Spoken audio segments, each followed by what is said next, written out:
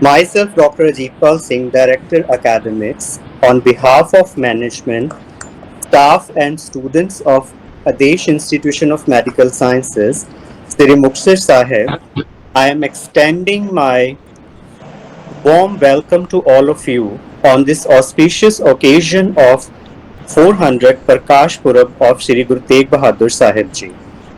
Today we have gathered to memorize about the life of our sacred Guru Sahib, who sheltered the whole creation with his grace and preserved the honor in practicing and religious deeds. ਦਿਲਦਾਰਾਂ ਦੇ ਸੀਨਿਆਂ ਵਿੱਚ ਦਿਲਦਾਰ ਨਹੀਂ ਮਰਦੇ, ਸਿਰ ਦੇਣ ਲਈ ਤਤਪਰ ਨੇ ਸਿਰਦਾਰ ਨਹੀਂ ਮਰਦੇ, ਵੱਡੇ ਲਸ਼ਕਰ ਵਾਲੇ ਹਾਕਮ ਇੱਥੇ ਰੋਜ਼ ਹੀ ਮਰਦੇ ਨੇ, ਸਿਦਕਾਂ ਦੇ ਲਈ ਜੂਝਣ ਜੋ ਕਿਰਦਾਰ ਨਹੀਂ ਮਰਦੇ.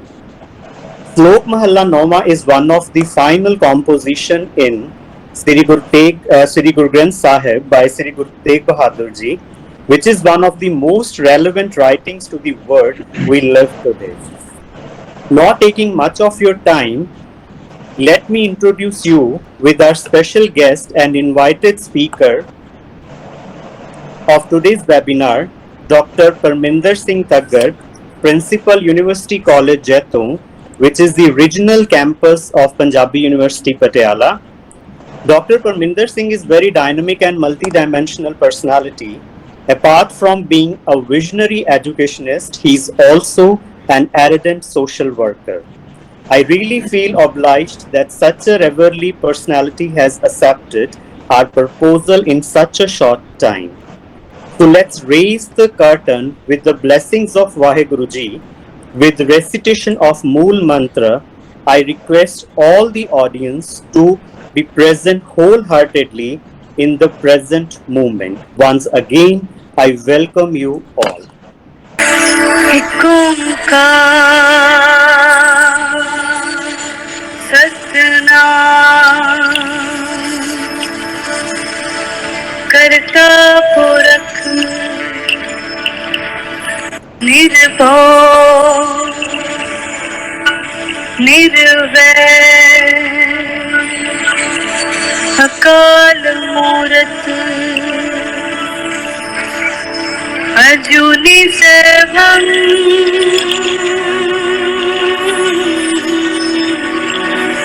गुर प्रसाद जप आद सच जुगाद सच है भी सच नानक होसी भी सच। ਸਾਰਿਆਂ ਨੂੰ ਗੁਰੂ ਤੇਗ ਬਹਾਦਰ ਜੀ ਦੇ ਇਸ 400 ਸਾਲਾ ਪ੍ਰਕਾਸ਼ ਪਰਵ ਤੇ ਮੈਂ ਜਿੰਨੇ ਵੀ ਮੈਂਬਰ ਸਹਿਬਾਨ ਸਾਰੀਆਂ ਡਿਗਨਿਟਰੀਜ਼ ਜੋ ਇੱਥੇ ਵਿਰਾਜਮਾਨ ਹੈ ਮੈਂ ਉਹਨਾਂ ਨੂੰ ਲੱਖ ਲੱਖ ਵਧਾਈ ਦਿੰਦੀ ਹਾਂ ਤੇ ਬਹੁਤ ਬਹੁਤ ਸ਼ੁਕਰੀਆ ਕਿ ਤੁਸੀਂ ਮੈਨੂੰ ਆਪਣੇ ਵਿਊਜ਼ ਰੱਖਣ ਵਾਸਤੇ ਇਹ ਮੌਕਾ ਦਿੱਤਾ ਹੈਗਾ। ਤੇ ਜਿਸ ਤਰ੍ਹਾਂ ਆਪਾਂ ਸਾਰੇ ਹੀ ਜਾਣਦੇ ਹਾਂ ਕਿ ਇਸ ਮੌਕੇ ਤੇ ਇਹ ਨੈਸ਼ਨਲ ਜਿਹੜੀ ਐਮਰਜੈਂਸੀ ਆਈ ਹੋਈ ਹੈ, ਜਿਹੜਾ ਵੀ ਸਾਰੀ ਦੁਨੀਆ ਤੇ ਬਹੁਤ ਵੱਡਾ ਬਿਮਾਰੀ ਦਾ ਪ੍ਰਕੋਪ ਚੱਲ ਰਿਹਾ ਹੈਗਾ। ਖਾਸ ਕਰ ਜੇ ਆਪਾਂ ਪੰਜਾਬ ਦੀ ਗੱਲ ਕਰੀਏ ਤਾਂ ਇਹਦੇ ਵਿੱਚ ਜਿਹੜਾ ਮਾਲਵਾ ਰੀਜਨ ਹੈ ਉਸ ਦੇ ਵਿੱਚ ਜਿਹੜੇ ਕਰੋਨਾ ਦੀ ਪ੍ਰਕੋਪੀ ਜਿਹੜੀ ਦੇਖਣ ਤੇ ਆਈ ਹੈ ਇਹ ਦਿਨ ਪਰ ਦਿਨ ਬਹੁਤ ਜ਼ਿਆਦਾ ਵੱਧ ਰਹੀ ਹੈ। ਇਹਦੇ ਵਿੱਚ ਆਪਣੇ ਜੇ ਦੇਖਿਆ ਜਾਵੇ ਤਾਂ ਹਰ ਇੱਕ ਬੰਦੇ ਦੀ ਆਪਣੀ ਇੱਕ ਨਿੱਜੀ ਜ਼ਿੰਮੇਵਾਰੀ ਬਣ ਜਾਂਦੀ ਹੈ ਇਸ ਬਿਮਾਰੀ ਤੇ ਕਾਬੂ ਪਾਉਣ ਵਾਸਤੇ। ਤੇ ਇਹਦੇ ਵਿੱਚ ਮੈਂ ਸਾਰਿਆਂ ਨੂੰ ਇੱਕ ਤਾਂ ਇਹ ਅਪੀਲ ਕਰਦੀ ਹਾਂ ਕਿ ਇਕੱਠ ਵਾਲੀਆਂ ਜਗ੍ਹਾ ਤੇ ਘਰੋਂ ਬਾਹਰ ਨਾ ਨਿਕਲਿਆ ਜਾਵੇ, ਇਕੱਠ ਵਾਲੇ ਜਗ੍ਹਾ ਤੇ ਨਾ ਜਾਇਆ ਜਾਵੇ ਤੇ ਜਦੋਂ ਵੀ ਘਰੋਂ ਨਿਕਲਣਾ ਆਪਾਂ ਮਾਸਕ ਜ਼ਰੂਰ ਪਾਇਆ ਜਾਵੇ। ਇਸ ਤੋਂ ਇਲਾਵਾ ਜਿਹੜੇ ਵੀ 45 ਸਾਲ ਤੋਂ ਉੱਪਰ ਪਰਸਨਸ ਹੈਗੇ ਆ ਉਹਨਾਂ ਦੀ ਵੈਕਸੀਨੇਸ਼ਨ ਆਪਣੇ ਨੇੜੇ ਦੀ ਸਿਹਤ ਸੰਸਥਾ ਦੇ ਵਿੱਚ ਜਾ ਕੇ ਜੇ ਕਿਸੇ ਨੇ ਕਰਵਾ ਲਈ ਹੈ ਜਿਨ੍ਹਾਂ ਨੇ ਉਹਨਾਂ ਦਾ ਬਹੁਤ ਬਹੁਤ ਅੱਛਾ ਹੈਗਾ ਕਿ ਵੈਕਸੀਨ ਕਰਵਾ ਲਈ ਹੈ ਤੇ ਜਿਨ੍ਹਾਂ ਨੇ ਨਹੀਂ ਕਰਵਾਈ ਤਾਂ ਉਹਨਾਂ ਨੂੰ ਮੈਂ ਇਹ ਐਡਵਾਈਸ ਕਰਦੀ ਹਾਂ ਕਿ ਜਲਦੀ ਤੋਂ ਜਲਦੀ ਜਿਹੜੀ ਵੈਕਸੀਨੇਸ਼ਨ ਇਹ ਕਰਵਾਈ ਜਾਵੇ ਕਿਉਂਕਿ ਅੱਜ ਕੱਲ ਦੇ ਸਮੇਂ ਦੇ ਵਿੱਚ ਜਿਹੜਾ ਇਹੀ ਇੱਕ ਰਾਮਬਾਣ ਹੈ ਕਿ ਜਿਹੜਾ ਕਿ ਆਪਾਂ ਇਸ ਬਿਮਾਰੀ ਤੋਂ ਬਚਾ ਸਕਦੇ ਆਪਾਂ। ਇਸ ਤੋਂ ਇਲਾਵਾ ਜਿਸ ਤਰ੍ਹਾਂ ਕਿ ਕੋਈ ਵੀ ਕਿਸੇ ਨੂੰ ਕੋਈ ਸਿੰਪਟਮਸ ਆਉਂਦੇ ਹੈਗੇ ਆ, ਕੋਈ ਖਾਂਸੀ ਬੁਖਾਰ ਹੁੰਦਾ ਹੈ ਜਾਂ ਕੋਈ ਪੇਟ ਦਰਦ ਹੈ ਜਾਂ ਕੋਈ ਲੂਜ਼ ਮੋਸ਼ਨ ਲੱਗਦੇ ਹੈ ਤਾਂ ਬਿਲਕੁਲ ਵੀ ਅਣਗਹਿਲੀ ਨਹੀਂ ਕਰਨੀ ਚਾਹੀਦੀ। ਨਾਲ ਦੀ ਨਾਲ ਜਾ ਕੇ ਜਿਹੜਾ ਆਪਣੇ ਨੇੜੇ ਦੇ ਸੈਂਟਰ ਦੇ ਵਿੱਚ ਜਾ ਕੇ ਆਪਣਾ ਟੈਸਟ ਕਰੋਨਾ ਦੇ ਸੰਬੰਧੀ ਜ਼ਰੂਰ ਕਰਾਉਣਾ ਚਾਹੀਦਾ ਹੈ, ਤਾਂ ਕਿ ਜਿਹੜਾ ਹੈਗਾ ਆਪਾਂ ਇਸ ਬਿਮਾਰੀ ਨੂੰ ਜਲਦੀ ਤੋਂ ਜਲਦੀ ਡਿਟੈਕਟ ਕਰ ਸਕੀਏ ਤੇ ਇਹਦਾ ਜਿਹੜਾ ਇਲਾਜ ਹੈ ਉਹ ਜਲਦੀ ਸ਼ੁਰੂ ਹੋ ਪਾਵੇ ਤੇ ਆਪਾਂ ਇੱਕ ਇਸ ਬਿਮਾਰੀ ਦੀ ਜਿਹੜੀ ਗੰਭੀਰ ਸੀਰੀਅਸ ਹਾਲਤ ਹੈ ਉੱਥੇ ਤੱਕ ਨਾ ਪਹੁੰਚੀਏ। ਜਿੱਥੋਂ ਤੱਕ ਆਪਣਾ ਨੇੜੇ ਦੇ ਇਲਾਕਿਆਂ ਦਾ ਸਵਾਲ ਹੈ ਕਿ ਇੰਨਾ ਇੰਫਰਾਸਟ੍ਰਕਚਰ ਹੋਣ ਦੇ ਬਾਵਜੂਦ ਵੀ ਜੇ ਆਪਾਂ ਅੱਜ ਦੇਖੀਏ ਤੇ ਆਪਾਂ ਨੂੰ ਬੈੱਡਸ ਦੀ ਕਮੀ ਆ ਰਹੀ ਹੈ ਤੇ ਕਿਤੇ ਵੀ ਬੈੱਡਸ ਜਿਹੜੇ ਸੀਰੀਅਸ ਪੇਸ਼ੈਂਟ ਵਾਸਤੇ ਅਵੇਲੇਬਲ ਨੇੜੇ ਨਹੀਂ ਹੋ ਰਹੇ। ਤੇ ਇਸ ਕਰਕੇ ਆਪਾਂ ਸਾਰਿਆਂ ਨੂੰ ਇਹੀ ਅਪੀਲ ਹੈ ਕਿ ਜਲਦੀ ਤੋਂ ਜਲਦੀ ਜੇ ਕਿਸੇ ਨੂੰ ਕੋਈ ਦਿੱਕਤ ਆਉਂਦੀ ਹੈ ਤਾਂ ਆਪਣਾ ਇਲਾਜ ਜਿਹੜਾ ਹੈਗਾ ਜਲਦੀ ਪੱਧਰ ਤੇ ਸ਼ੁਰੂ ਕੀਤਾ ਜਾਵੇ ਤੇ ਟੈਸਟ ਕਰਵਾਇਆ ਜਾਵੇ, ਤਾਂ ਕਿ ਜਿਹੜਾ ਹੈਗਾ ਆਪਾਂ ਇਸ ਗੰਭੀਰ ਬਿਮਾਰੀ ਤੋਂ ਬਚ ਸਕੀਏ। ਤੇ ਵੈਕਸੀਨ ਦੀ ਅਪੀਲ ਹੈ ਕਿ ਜਿੰਨੇ ਐਲੀਜੀਬਲ ਪਰਸਨਸ ਹੈਗੇ ਆ ਉਹ ਜਲਦੀ ਤੋਂ ਜਲਦੀ ਆਪਣੀ ਵੈਕਸੀਨ ਕਰਾਉਣ। ਮੈਨੂੰ ਲੱਗਦਾ ਹੈ ਵੀ ਆਪਾਂ ਇਸ ਤੇ ਜੇ ਮੈਸੇਜ ਅੱਗੇ ਤੋਂ ਅੱਗੇ ਵੀ ਆਪਾਂ ਕਨਵੇ ਕਰੀਏ ਤਾਂ ਆਪਾਂ ਸ਼ਾਇਦ ਬਹੁਤ ਜਾਣਿਆਂ ਦਾ ਆਪਾਂ ਫਾਇਦਾ ਕਰ ਸਕਦੇ ਹਾਂ। ਥੈਂਕ ਯੂ ਜੀ। Thank you, Dr. Thank you so much for sharing your precious words and sharing your time. I know your each session is very much valuable. Thank you, Dr. Ranju Sawant. Thank you ਜੀ। अपने इस programme की शुरुआत करने लगे हैं। अज के इस वेबिनार श्री गुरु तेग बहादुर जी के जीवन की रचना का आदि संग्रह गुरु साहिब नाम जी के 400 साल प्रकाश पर्व ਨੂੰ ਸਮਰਪਿਤ ਹੈ। ਸਾਡੇ ਅੱਜ ਦੇ ਮੁੱਖ ਵਕਤਾ ਮਾਨਯੋਗ professor doctor Kaminder Singh Chaudhary Sahib ji, principal university college Jaipur, Punjabi university Patiala, PhD, MPhil, gold medallist, MSc geography, MA Punjabi, लगभग 28 साल टीचिंग एक्सपीरियंस के नाल उन्होंने 26 ਤੋਂ ਵੱਧ research papers national international seminars conferences ਵਿੱਚ ਪਬਲਿਸ਼ ਅਤੇ ਪ੍ਰੈਜ਼ੈਂਟ ਕੀਤੇ ਹਨ। ਵੱਖਰੇ ਵੱਖਰੇ ਨਾਮੀ ਅਖਬਾਰਾਂ ਵਿੱਚ ਉਹਨਾਂ ਦੇ 10 ਤੋਂ ਵੱਧ ਆਰਟੀਕਲਸ ਪਬਲਿਸ਼ਡ ਹਨ। Various teaching NGOs and magistrates have honored him with winning awards, including Best Teacher Award several times. उन्होंने 31 बार खूनदान करके मानवता ने उन्होंने समर्पण किया है। इंट्रोडक्शन तो होर भी दी जा सकती है, लेकिन मैंने लगता है कि साडे ऑडियंस साडे कीनोट स्पीकर ने सुनने लिए तैयार हैं। बिना किसी देरी के I am going to hand over to Professor Dr. Kaminder Singh Chowdhury to start today's webinar. Thank you, sir. ਸਭ ਤੋਂ ਪਹਿਲਾਂ ਵਾਹਿਗੁਰੂ ਜੀ ਕਾ ਖਾਲਸਾ ਵਾਹਿਗੁਰੂ ਜੀ ਕੀ ਫਤਿਹ। ਬਹੁਤ ਹੀ ਜ਼ਿਆਦਾ ਪਿਆਰ ਤੇ ਸਤਿਕਾਰ ਦੇ ਪਾਤਰ Adesh institute of medical sciences Shri Muktsar Sahib ਵਿੱਚ ਮੈਡੀਕਲ ਸਿੱਖਿਆ ਨਾਲ ਜੁੜੇ ਵਿਦਿਆਰਥੀਓ, doctor Jagjitpal Singh Sekhon chief managing director, engineer Jarmanjit Singh Sandhu managing director, doctor Ajitpal Singh ji director academic, principal ਸਾਹਿਬਾਨ, ਸਟਾਫ ਅਤੇ Adesh institute of sciences Shri Muktsar Sahib ਨਾਲ ਜੁੜੇ ਹੋਏ ਹੋਰ ਸਾਹਿਬਾਨ, ਦੇਸ਼ ਵਿਦੇਸ਼ ਤੋਂ ਜੁੜੇ ਪਤਵੰਤੇ ਸੱਜਣ, ਹੁਣੇ ਇੱਕ ਮੈਸੇਜ ਕਨਵੇ ਕੀਤਾ ਮਾਣਯੋਗ ਡਾਕਟਰ ਸਾਹਿਬਾ ਜੋ ਕਿ ਸਿਵਲ ਸਰਜਨ ਨੇ ਸ਼੍ਰੀ ਮੁਕਤਸਰ ਸਾਹਿਬ ਦੇ। ਉਹ ਮੈਸੇਜ ਆਪਣੇ ਆਪ ਦੇ ਵਿੱਚ ਬਹੁਤ ਮਹੱਤਵਪੂਰਨ ਹੈ। तो मैसेज अपने आप दे विच बड़ा महत्वपूर्ण है। पिछले साल तो असी इस संकट दे विचों गुजर रहे हैं। दसंबर 19 तो शुरू होया ये जिहड़ा माड़ा काल है अजे भी साडे सिर दे उत्ते उसे तरह मंडरा रहा है। बेशक साडी मैडिकल साइंसिस वर्ल्ड पद्धर दी मैडिकल साइंस जिहड़ी है इहदे ते काबू पाउण ते लगी हुई है, लेकिन जिवें ही मनुख ने तकनालोजी दे विच बहुत वड्डे मुकाम हासिल कीते है ਉਹਦੇ ਨਾਲ ਹੀ ਸਾਨੂੰ ਇਸ ਤਰ੍ਹਾਂ ਦੀਆਂ ਕਈ ਸਮੱਸਿਆਵਾਂ ਵੀ ਜਿਹੜੀਆਂ ਉਹਨਾਂ ਨਾਲ ਦਰਪੇਸ਼ ਹੋਣਾ ਪੈ ਰਿਹਾ।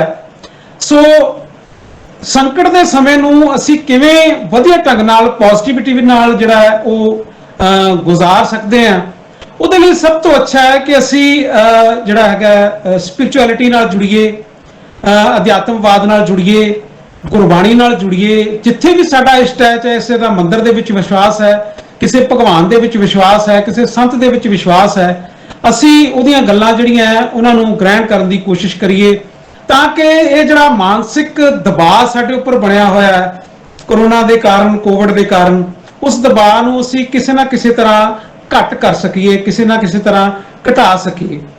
ਔਰ ਇੱਕ ਗੱਲ ਹੋਰ ਹੈ ਕਿ ਪਿਛਲੇ ਸਾਲ ਦੇ ਵਿੱਚ ਜਿਹੜੀ ਸਥਿਤੀ ਸੀਗੀ, ਬੇਸ਼ੱਕ ਉਹ ਇੰਨੀ ਘਾਤਕ ਨਹੀਂ ਸੀਗੀ, ਲੇਕਿਨ ਸਾਡੀ ਮਾਨਸਿਕਤਾ ਦੇ ਉੱਪਰ ਇੰਨਾ ਵੱਡਾ ਅਸਰ ਸੀ। ਮੈਂ ਅੱਜ ਯਾਦ ਕਰਦਾ ਕਿ 17 ਜੁਲਾਈ 2020 ਨੂੰ DAV college of education Abohar ਨੇ ਮੈਨੂੰ ਨਿਮੰਤਰਿਤ ਕੀਤਾ। ਇਹੀ ਗੁਰੂ ਤੇਗ ਬਹਾਦਰ ਜੀ ਦੇ 400 ਸਾਲਾ ਪ੍ਰਕਾਸ਼ ਪੁਰਬ ਨਾਲ ਸੰਬੰਧਿਤ ਜੋ ਲੈਕਚਰ ਲੜੀ ਚੱਲ ਰਹੀ ਹੈ ਸਾਰੀਆਂ ਸੰਸਥਾਵਾਂ ਦੇ ਵਿੱਚ ਸਰਕਾਰੀ ਪੱਧਰ ਤੇ, ਤਾਂ ਮੈਂ ਉਸ ਲੈਕਚਰ ਲੜੀ ਦੇ ਵਿੱਚ ਭਾਗ ਲਿਆ। ਉਹਨਾਂ ਦੇ DAV ਕਾਲਜ ਦੇ ਵੈਬਿਨਾਰ ਦੇ ਵਿੱਚ ਹਿੱਸਾ ਲਿਆ ਮੁੱਖ ਵਕਤਾ ਵਜੋਂ। ਔਰ ਮੇਰੇ ਨਾਲ ਜਿਸ ਸ਼ਖਸ ਨੇ, ਜਿਸ ਪ੍ਰੋਫੈਸਰ ਨੇ ਰਾਬਤਾ ਕੀਤਾ ਸੀ, ਉਹ ਸੀ ਡਾਕਟਰ ਪ੍ਰਵਿੰਦਰ ਕੰਬੋਜ। ਤਾਂ ਪ੍ਰਵਿੰਦਰ ਕੰਬੋਜ, ਉਹਨਾਂ ਦਿਨਾਂ ਦੇ ਵਿੱਚ ਬੁਖਾਰ ਉਹਨਾਂ ਨੂੰ ਥੋੜਾ ਬਹੁਤਾ ਸੀ, ਲੇਕਿਨ ਬਦਕਿਸਮਤੀ ਕਿ 17 ਤਰੀਕ ਨੂੰ ਅਸੀਂ ਇਹ ਲੈਕਚਰ ਕਰ ਰਹੇ ਹਾਂ ਔਰ 20 ਤਰੀਕ ਨੂੰ ਮੈਨੂੰ ਇਹ ਖਬਰ ਮਿਲਦੀ ਹੈ ਕਿ ਪ੍ਰਵਿੰਦਰ ਕੰਬੋਜ ਸਾਡੇ ਦਰਮਿਆਨ ਨਹੀਂ ਰਿਹਾ। ਉਹਨੂੰ ਕਰੋਨਾ ਦੇ ਚੱਕਰ ਦੇ ਵਿੱਚ ਅਬੋਹਰ ਤੋਂ ਰੈਫਰ ਕੀਤਾ ਗੁਰੂ ਗੋਬਿੰਦ ਸਿੰਘ ਮੈਡੀਕਲ ਕਾਲਜ ਫਰੀਦਕੋਟ, ਔਰ ਉੱਥੇ ਉਹਦੀ ਇੱਕ ਰਾਤ ਦੇ ਵਿੱਚ ਹੀ ਜਿਹੜੀ ਹੈ ਉਹ ਮੌਤ ਹੋ ਗਈ। ਮੌਤ ਦਾ ਜੋ ਮੈਂ ਸਮਝਦਾ ਵੱਡਾ ਕਾਰਨ ਇਹ ਸੀ ਕਿ ਉਹਨੂੰ ਆਈਸੋਲੇਟਡ ਵਾਰਡ ਦੇ ਵਿੱਚ ਸ਼ਿਫਟ ਕਰ ਦਿੱਤਾ, ਜਿੱਥੇ ਕੋਈ ਨਹੀਂ ਸੀ, ਨਾ ਉਹਦੀ ਪਤਨੀ ਨੂੰ ਜਾਣ ਦਿੱਤਾ ਗਿਆ, ਨਾ ਕਿਸੇ ਹੋਰ ਨੂੰ ਜਾਣ ਦਿੱਤਾ ਗਿਆ, ਕਿਉਂਕਿ ਇੰਨਾ ਪੈਨਿਕ ਸੀ ਸਾਡੇ ਦਿਮਾਗ ਦੇ ਵਿੱਚ। ਜਿਹੜੇ ਮੈਡੀਕਲ ਸਾਇੰਸ ਨਾਲ ਜੁੜੇ ਹੋਏ ਲੋਕ ਸੀ, ਡਾਕਟਰ ਸੀ, ਨਰਸਾਂ ਸੀ, ਉਹ ਵੀ ਬਹੁਤ ਡਰ ਚੁੱਕੇ ਸੀਗੇ। ਤੇ ਉਹ ਜਿਹੜੀ ਮੌਤ ਸੀਗੀ, ਉਹ ਜਿਹੜੀ ਇੱਕ ਪ੍ਰੋਫੈਸਰ ਦੀ, ਇੱਕ ਅਕਾਦਮਿਕ ਵਿਅਕਤੀ ਦੀ ਮੌਤ ਸੀ, ਮੈਨੂੰ ਉਸਨੇ ਬਹੁਤ ਝੰਜੋੜਿਆ, ਮੈਨੂੰ ਬੜਾ ਅਫਸੋਸ ਹੋਇਆ। ਤੇ ਅੱਜ ਵੀ ਮੈਨੂੰ ਜਦੋਂ ਮੈਡਮ ਸਿਵਲ ਸਰਜਨ ਨੇ ਗੱਲ ਸ਼ੁਰੂ ਕੀਤੀ ਇਸ ਸੰਕਟ ਦੀ, ਤਾਂ ਮੈਨੂੰ ਉਹ 17 ਜੁਲਾਈ 2020 ਦਾ ਸਮਾਂ ਯਾਦ ਆ ਗਿਆ ਕਿ ਇੱਕ ਐਸਾ ਮਿੱਤਰ ਅਸੀਂ ਜਿਹੜਾ ਹੈ ਉਹ ਸਾਡੇ ਕੋਲੋਂ ਇਸ ਕਰੋਨਾ ਨੇ ਖੋਹ ਲਿਆ। ਹੋਰ ਵੀ ਬੜੇ ਇੰਪੋਰਟੈਂਟ ਸ਼ਖਸੀਅਤਾਂ ਜਿਹੜੀਆਂ ਸੀਗੀਆਂ, ਐਮੀਨੈਂਟ ਸ਼ਖਸੀਅਤਾਂ ਸੀਗੀਆਂ, ਸਾਡੇ ਭਾਈ ਨਰਮਲ ਸਿੰਘ ਔਰ ਹੋਰ ਬੜੇ ਵੱਡੇ ਵੱਡੇ ਲੋਕ ਜਿਹੜੇ ਆ ਕਰੋਨਾ ਦੀ ਭੇਟ ਜਿਹੜੀ ਹੈ ਚੜ ਚੁੱਕੇ ਆ।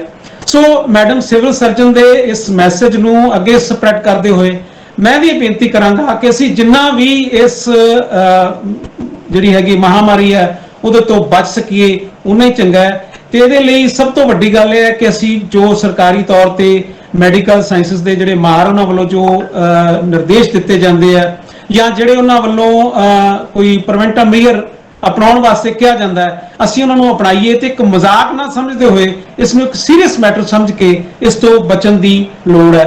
ਕੋਰੋਨਾ ਤੋਂ ਡਰਨ ਦੀ ਲੋੜ ਜ਼ਰੂਰ ਹੈ, ਲੇਕਿਨ ਪੈਨਿਕ ਹੋਣ ਦੀ ਲੋੜ ਨਹੀਂ ਹੈ। ਇਸ ਸਭ ਚੀਜ਼ ਦਾ ਇਲਾਜ ਜਿਹੜਾ ਹੈ ਸਾਡੀ ਮੈਡੀਕਲ ਸਾਇੰਸ ਨੇ ਕੱਢਿਆ ਹੋਇਆ। ਤੋਂ ਅਸੀਂ ਅੱਜ ਜਿਸ ਪ੍ਰੋਗਰਾਮ ਦੇ ਲਈ ਇਕੱਠੇ ਹੋਏ ਹਾਂ, ਜਿਸ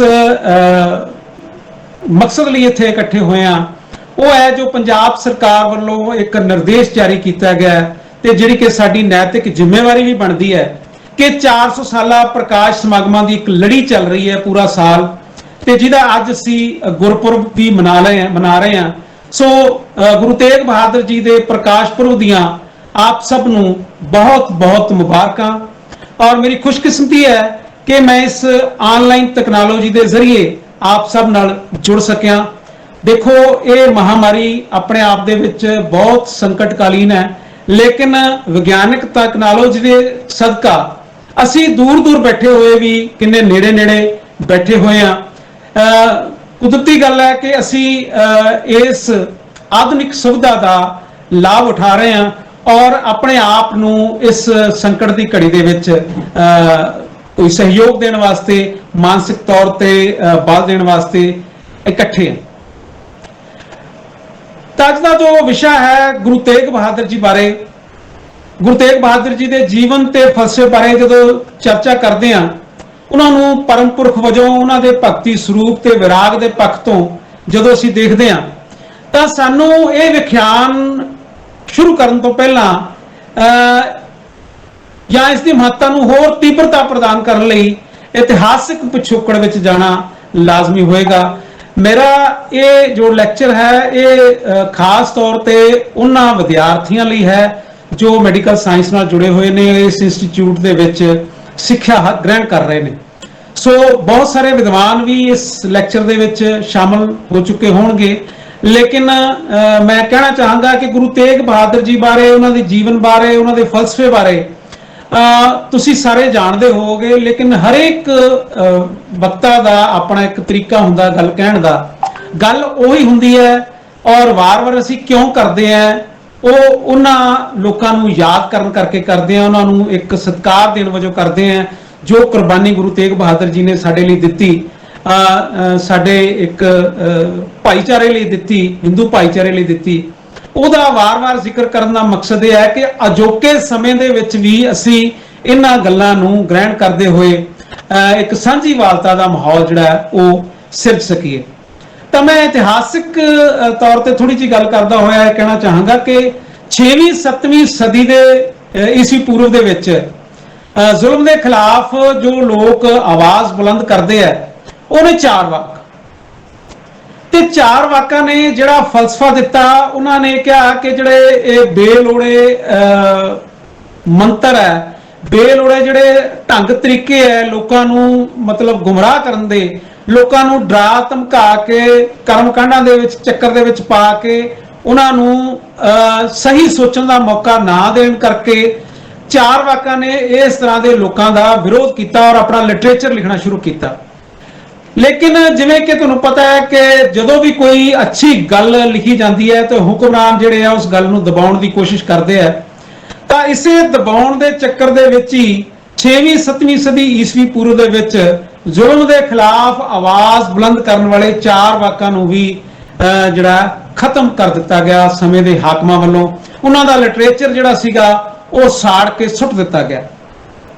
ਲੇਕਿਨ ਜਦੋਂ ਵੀ ਸੱਚ ਦੀ ਚਿੰਗਾਰੀ ਸ਼ੁਰੂ ਹੁੰਦੀ ਹੈ ਉਹ ਕਦੇ ਖਤਮ ਨਹੀਂ ਹੁੰਦੀ, ਜਿੰਨਾ ਮਰਜ਼ੀ ਉਸ ਨੂੰ ਅਸੀਂ ਦਬਾ ਲਈਏ। ਸੱਚ ਸਿਰ ਚੜ ਕੇ ਬੋਲਦਾ, ਇੱਕ ਦਿਨ ਜ਼ਰੂਰ ਉਹ ਅੱਗੇ ਆਉਂਦਾ ਹੈ। ਤਾਂ 12ਵੀਂ ਸਦੀ ਦੇ ਵਿੱਚ ਸੂਫੀ ਮਤ ਦਾ ਉਥਾਨ ਹੁੰਦਾ ਹੈ। ਸੂਫੀ ਮਤ ਦੇ ਵਿੱਚ ਬਾਬਾ ਫਰੀਦ ਸ਼ਕਰਗੰਜ ਜੋ ਆਪਣੇ ਆਪ ਦੇ ਵਿੱਚ ਬਹੁਤ ਵੱਡੀ ਸ਼ਖਸੀਅਤ ਹੋਏ ਨੇ, ਮਹਾਨ ਸ਼ਖਸੀਅਤ ਹੋਏ ਨੇ, ਉਹਨਾਂ ਨੇ 12ਵੀਂ ਸਦੀ ਦੇ ਵਿੱਚ ਜਨਮ ਲੈ ਕੇ ਇਸ ਤਰ੍ਹਾਂ ਦੀ ਫਿਲਾਸਫੀ ਦੇਣ ਦੀ ਕੋਸ਼ਿਸ਼ ਕੀਤੀ, ਲੋਕਾਂ ਨੂੰ ਇਸ ਤਰ੍ਹਾਂ ਦਾ ਸੰਦੇਸ਼ ਦੇਣ ਦਾ ਯਤਨ ਕੀਤਾ। ਉਹ ਲਿਖਦੇ ਆ ਕਿ ਫਰੀਦਾ ਬੁਰੇ ਦਾ ਭਲਾ ਕਰ, ਗੁੱਸਾ ਮਨ ਨਾ ਹੰਡਾਏ, ਦੇਹੀ ਰੋਗ ਨਾ ਲੱਗਈ, ਪੱਲੇ ਸਭ ਕੁਝ ਪਾਏ। ਕਹਿਣ ਦਾ ਭਾਵ ਕੀ ਹੈ ਕਿ ਫਰੀਦ ਜੀ ਕਹਿੰਦੇ ਕਿ ਬੁਰੇ ਦਾ ਭਲਾ ਕਰੋ, ਗੁੱਸਾ ਮਨ 'ਚ ਨਾ ਰੱਖੋ। ਇਸ ਤਰ੍ਹਾਂ ਕਰਨ ਨਾਲ ਤੁਹਾਡੀ ਦੇਹ ਜਿਹੜੀ ਹੈ ਅਰੋਗ ਰਹਿੰਦੀ ਹੈ, ਤੁਸੀਂ ਹਮੇਸ਼ਾ ਜ਼ਿੰਦਗੀ ਦੇ ਵਿੱਚ ਕਾਮਯਾਬ ਰਹਿੰਦੇ ਹੋ। ਮਾਫ ਕਰਨਾ। ਲੇਕਿਨ ਇਹ ਜਿਹੜੀ ਫਿਲਾਸਫੀ ਹੈ ਅੱਗੇ ਜਾ ਕੇ ਗੁਰੂ ਤੇਗ ਬਹਾਦਰ ਦੀ ਬਾਣੀ ਦੇ ਵਿੱਚ ਵੀ ਤੁਸੀਂ ਮਹਿਸੂਸ ਕਰ ਸਕਦੇ ਹੋ, ਉਸ ਨੂੰ ਆਪਾਂ ਅੱਗੇ ਜਾ ਕੇ ਜ਼ਿਕਰ ਕਰਾਂਗੇ। ਅੱਗੇ ਚੱਲ ਕੇ ਭਗਤੀ ਲਹਿਰ ਜਿਹੜੀ ਸ਼ੁਰੂ ਹੁੰਦੀ ਹੈ, ਭਗਤੀ ਸਾਹਿਤ ਨੇ ਵੀ ਜਿਹੜੇ ਹੈ ਦੱਬੇ ਕੁਚਲੇ ਲੋਕਾਂ ਲਈ ਇਨਕਲਾਬੀ ਭਾਵਨਾ ਪੈਦਾ ਕਰਨ ਦਾ ਜਿਹੜਾ ਉਪਰਾਲਾ ਉਹ ਕੀਤਾ। ਭਗਤ ਕਬੀਰ ਜੀ ਲਿਖਦੇ ਹੈ, ਅਵਲ ਅੱਲਾ ਨੂਰ ਪਾਇਆ ਕੁਦਰਤ ਦੇ ਸਭ ਬੰਦੇ, ਏਕ ਨੂਰ ਤੇ ਸਭ ਜਗ ਉਪਜਿਆ, ਕੌਣ ਭਲੇ ਕੌਣ ਮੰਦੇ। ਲੇਕਿਨ ਅਸੀਂ ਅਜੇ ਤੱਕ ਇਸ ਚੀਜ਼ ਨੂੰ ਸਮਝ ਨਹੀਂ ਸਕੇ। ਅਸੀਂ ਆਪਣੇ ਵਿਖਿਆਨਾਂ ਦੇ ਵਿੱਚ ਤਾਂ ਇਸ ਤਰ੍ਹਾਂ ਦੀਆਂ ਗੱਲਾਂ ਕਰਦੇ ਹਾਂ, ਲੇਕਿਨ ਡਿਸਕ੍ਰਿਮੀਨੇਸ਼ਨ ਕਰਨ ਵੇਲੇ ਅਸੀਂ ਬਿਲਕੁਲ ਨਹੀਂ ਦੇਖਦੇ ਕਿ ਇਹ ਬੰਦਾ ਸਾਡੇ ਵਰਗਾ ਹੀ ਹੈ, ਹੱਡ ਮਾਸ ਦਾ ਪੁਤਲਾ ਹੈ, ਇਹਦੀ ਵੀ ਆਪਣੀ ਇੱਕ ਮਾਨਸਿਕਤਾ ਹੈ। ਸਾਨੂੰ ਇਹਦੇ ਨਾਲ ਤਹਮਲ ਨਾਲ ਪੇਸ਼ ਆਉਣਾ ਚਾਹੀਦਾ ਹੈ। ਠੀਕ ਹੈ, ਅੱਜ ਇਹ ਆਰਥਿਕ ਤੌਰ ਤੇ ਸਾਡੇ ਤੋਂ ਪਛੜਿਆ ਹੋਇਆ, ਸਾਡੇ ਕੋਲੇ ਆਰਥਿਕ ਸਾਧਨ ਕੁਝ ਵੱਧ ਹੈ, ਤਾਂ ਇਹਦਾ ਮਤਲਬ ਇਹ ਨਹੀਂ ਕਿ ਅਸੀਂ ਬੰਦੇ ਨੂੰ ਬੰਦਾ ਨਾ ਸਮਝੀਏ। ਤਾਂ ਬੜੀ ਅੱਛੀ ਗੱਲ ਜਿਹੜੀ ਹੈ, ਅਵਲ ਅੱਲਾ ਨੂਰ ਪਾਇਆ ਕੁਦਰਤ ਦੇ ਸਭ ਬੰਦੇ, ਕੋਈ ਜਾਤ ਭੇਤ ਨਹੀਂ, ਸਾਰੇ ਜਿਹੜੇ ਬੰਦੇ ਹੈ ਕੁਦਰਤ ਨੇ ਪੈਦਾ ਕੀਤੇ ਹੈ ਇੱਕੋ ਜਿਹੇ ਹੈ। ਅੱਗੇ ਚੱਲ ਕੇ ਭਗਤ ਰਵਿਦਾਸ ਲਿਖਦਾ ਹੈ, ਕਹੇ ਰਵਿਦਾਸ ਜੋ ਜਪੈ ਨਾਮ, ਤਿਸ ਜਾਤ ਨਾ ਜਨਮ ਨਾ ਜੋਨ ਕਾਮ। ਜਾਤ ਪਾਤ ਤੋਂ ਬਾਹਰ ਆਉਣ ਦੀ ਗੱਲ ਜਿਹੜੀ ਹੈ ਉਹ ਕਰਦੇ ਹੈ। ਭਗਤ ਨੇ ਨਾਮਦੇਵ ਜੀ ਲਿਖਦੇ ਹੈ, ਸੂਤ ਸੂਤ ਕਰ ਮਾਰ ਉਠਾਇਓ, ਕਹਾਂ ਕਰ ਬਾਪ ਬੀਠਲਾ, ਮੁਏ ਹੋਏ ਜੋ ਮੁਕਤ ਦੇਹੋਗੇ, ਮੁਕਤ ਨਾ ਜਾਣੇ ਕੋਇਲਾ। ਮੱਧਕਾਲ ਦੇ ਵਿੱਚ ਜੋ ਇਨਕਲਾਬੀ ਪ੍ਰਵਚਨ ਪੱਕੇ ਪੈਰੀ ਜਦੋਂ ਸਥਾਪਿਤ ਹੁੰਦਾ ਹੈ, ਉਹ ਸਥਾਪਿਤ ਹੁੰਦਾ ਹੈ ਜਦੋਂ ਗੁਰਬਾਣੀ ਜਿਹੜੀ ਹੈ ਸਾਡੇ ਸਾਹਮਣੇ ਆਉਂਦੀ ਹੈ।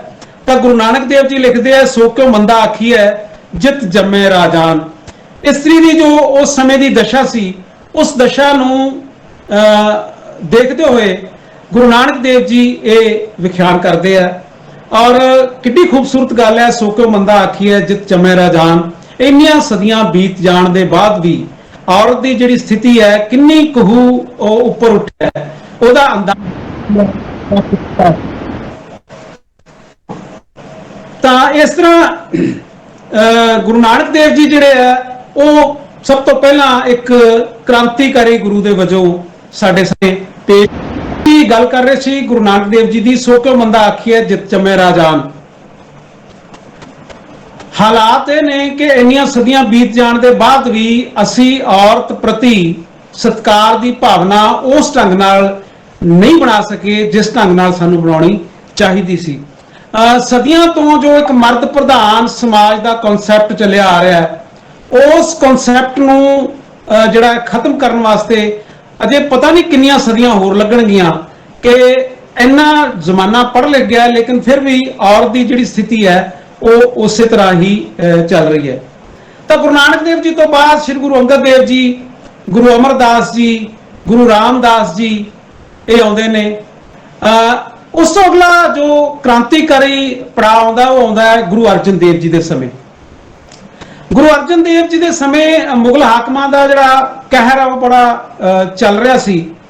ਤਾਂ ਗੁਰੂ ਅਰਜਨ ਦੇਵ ਜੀ ਦੀ ਤੱਤੀ ਤਵੀ ਤੇ ਬਿਠਾ ਕੇ ਸ਼ਹਾਦਤ ਦਾ ਜਿਹੜਾ ਹੋਣਾ ਹੈ ਉਹ ਇੱਕ ਸ਼ੁਰੂਆਤ ਸੀ ਕੁਰਬਾਨੀਆਂ ਦੇ ਦੌਰ ਦੀ, ਜਿਸ ਦੇ ਵਿੱਚ ਪੰਜਵੇਂ ਗੁਰੂ ਸ੍ਰੀ ਗੁਰੂ ਅਰਜਨ ਦੇਵ ਜੀ ਨੇ ਤੱਤੀ ਤਵੀ ਤੇ ਬੈਠ ਕੇ ਸ਼ਹਾਦਤ ਹਾਸਲ ਕੀਤੀ ਲੋਕਾਂ ਦੇ ਵਾਸਤੇ।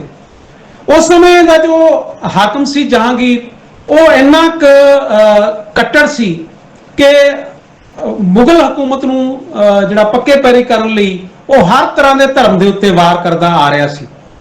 ਤੇ ਗੁਰੂ ਅਰਜਨ ਦੇਵ ਦੀ ਸ਼ਹਾਦਤ ਤੋਂ ਬਾਅਦ ਪੀਰੀ ਦੇ ਨਾਲ ਨਾਲ ਮੀਰੀ ਦਾ ਸੰਕਲਪ ਜਿਹੜਾ ਉਹ ਹੋਣ ਚਾਹੁੰਦਾ ਸੀ। ਦੇਖਦੇ ਹਾਂ ਤਾਂ 6ਵੇਂ ਗੁਰੂ ਹਰਗੋਬਿੰਦ ਸਾਹਿਬ ਜੀ ਦੇ ਵੱਲੋਂ ਪੀਰੀ ਤੇ ਮੀਰੀ ਦਾ ਸੰਕਲਪ ਸਾਕਾਰ ਹੁੰਦਾ ਹੈ ਤੇ 7ਵੇਂ ਗੁਰੂ ਹਰਗੋਬਿੰਦ ਸਾਹਿਬ ਦੇ ਪੋਤਰੇ ਗੁਰੂ ਹਰਰਾਏ ਜੀ ਗੁਰਗੱਦੀ ਸੰਭਾਲਦੇ ਆ ਤੇ 8ਵੇਂ ਗੁਰੂ ਹਰਗੋਬਿੰਦ ਸਾਹਿਬ ਜੀ ਦੇ ਪੜਪੋਤੇ ਤੇ ਗੁਰੂ ਹਰਰਾਏ ਜੀ ਦੇ ਸੁਪੁੱਤਰ ਗੁਰੂ ਹਰਕ੍ਰਿਸ਼ਨ ਜੀ ਗੁਰਗੱਦੀ ਤੇ ਬੈਠਦੇ।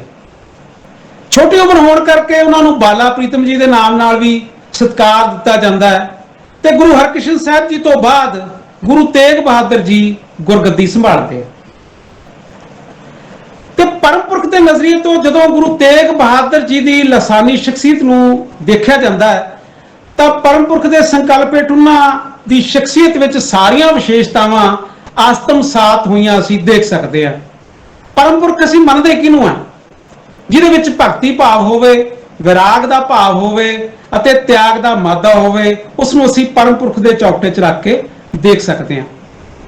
ਇਸ ਤਰ੍ਹਾਂ ਅਸੀਂ ਕਹਿ ਸਕਦੇ ਹਾਂ ਕਿ ਪਰਮ ਪੁਰਖ ਤੋਂ, ਪਰਮ ਮਨੁੱਖ ਤੋਂ ਅਸਲ ਭਾਵ ਕੀ ਹੈ ਕਿ ਮਨੁੱਖ ਦੇ ਵਿੱਚ ਸੰਜਮ ਹੋਵੇ, ਮਨੁੱਖ ਹਾਪੜਿਆਂ ਵਾਂਗੂ ਨਾ ਤੁਰਿਆ ਫਿਰੇ, ਉਹਦੇ ਵਿੱਚ ਸੰਜਮ ਹੋਵੇ, ਜਿੰਨੀ ਚੀਜ਼ ਉਹਨੂੰ ਮਿਲੀ ਹੈ ਉਹਦੇ ਵਿੱਚ ਉਹ ਗੁਜ਼ਾਰਾ ਕਰਨਾ ਜਾਣਦਾ ਹੋਵੇ, ਉਹਦੇ ਵਿੱਚ ਸਹਿਨਸ਼ੀਲਤਾ ਹੋਵੇ, ਉਹਦੇ ਵਿੱਚ ਕਰਮਸ਼ੀਲਤਾ ਹੋਵੇ, ਹੱਕ ਮੰਗਣ ਦੀ ਉਹ ਜੁਰਤ ਰੱਖਦਾ ਹੋਵੇ, ਨਿਮਾਣਿਆਂ ਦੇ ਨਾਲ ਖੜਨ ਦਾ ਉਹਦੇ ਵਿੱਚ ਦਮ ਹੋਵੇ, ਹਿਆ ਹੋਵੇ, ਤਿਆਗ ਦੀ ਭਾਵਨਾ ਰੱਖਦਾ ਹੋਵੇ, ਦਿਆਲੂ ਸੁਭਾਅ ਦਾ ਹੋਵੇ ਤੇ ਹੱਕ ਸੱਚ ਨਾਲ ਖੜਨ ਲੱਗਿਆ ਕਿਸੇ ਤਰ੍ਹਾਂ ਦਾ ਜਿਹੜਾ ਡਰ ਜਾਂ ਭੈ ਉਹਦੇ ਮਨ 'ਚ ਨਾ ਹੋਵੇ ਤੇ ਉਹਦੇ ਵਿੱਚ ਆਪਾ ਵਾਰਨ ਦਾ ਜਿਗਰਾ ਵੀ ਹੋਵੇ।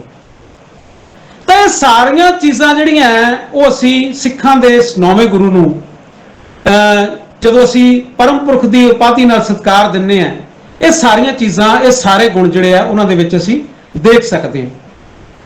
ਜਿੱਥੋਂ ਤੱਕ ਗੁਰੂ ਤੇਗ ਬਹਾਦਰ ਜੀ ਦੇ ਜਨਮ ਦਾ ਤਾਲੁਕ ਹੈ, ਇਤਿਹਾਸਕਾਰਾਂ ਮੁਤਾਬਕ 1 ਅਪ੍ਰੈਲ 1621 ਨੂੰ ਅੰਮ੍ਰਿਤਸਰ ਵਿਖੇ ਗੁਰੂ ਤੇਗ ਬਹਾਦਰ ਜੀ ਦਾ ਜਨਮ ਹੁੰਦਾ ਔਰ ਗੁਰਗੱਦੀ 1664 ਈਸਵੀ ਦੇ ਵਿੱਚ ਸੰਭਾਲਦੇ ਆ। ਕਈ ਇਤਿਹਾਸਕਾਰ ਇਹਨੂੰ 1665 ਈਸਵੀ ਵੀ ਲਿਖਦੇ ਆ ਤੇ ਜੋਤੀ ਜੋਤ 11 ਨਵੰਬਰ 1675 ਨੂੰ ਸਮਾ ਜਾਂਦੇ ਆ। ਯਾਨੀ ਕੁੱਲ 54 ਕੁ ਸਾਲ ਦਾ ਜੀਵਨ ਕਾਲ ਜਿਹਦੇ ਵਿੱਚ ਐਡੀਆਂ ਲਾਸਾਨੀ ਗੱਲਾਂ ਜਿਹੜੀਆਂ ਗੁਰੂ ਤੇਗ ਬਹਾਦਰ ਜੀ ਕਰ ਜਾਂਦੇ ਆ। ਇਸੇ ਦੌਰਾਨ ਹੀ ਉਹ ਰਚਨਾਵਾਂ ਵੀ ਲਿਖਦੇ ਆ। 59 ਸ਼ਬਦ 57 ਸ਼ਲੋਕ ਜਿਹੜੇ ਉਹਨਾਂ ਦੇ 16 ਰਾਗਾਂ ਦੇ ਵਿੱਚ ਲਿਖੇ ਹੋਏ ਸਾਨੂੰ ਪ੍ਰਾਪਤ ਹੋਏ। ਉਹਨਾਂ ਦੇ ਪਿਤਾ ਸ੍ਰੀ ਗੁਰੂ ਹਰਗੋਬਿੰਦ ਜੀ, ਜਿਨ੍ਹਾਂ ਨੂੰ 6ਵੇਂ ਗੁਰੂ ਦੇ ਨਾਮ ਨਾਲ ਜਾਣਿਆ ਜਾਂਦਾ ਹੈ, ਉਹਨਾਂ ਦੀ ਮਾਤਾ ਬੀਬੀ ਨਾਨਕੀ ਤੇ ਬਚਪਨ 'ਚ ਗੁਰੂ ਤੇਗ ਬਹਾਦਰ ਜੀ ਨੂੰ ਤਿਆਗਮਲ ਕਿਹਾ ਜਾਂਦਾ ਸੀ। ਜਿਹੜਾ ਮਾਪਿਆਂ ਨੇ ਪਹਿਲਾਂ ਨਾਂ ਰੱਖਿਆ ਸੀ ਉਹ ਤਿਆਗਮਲ ਸੀ।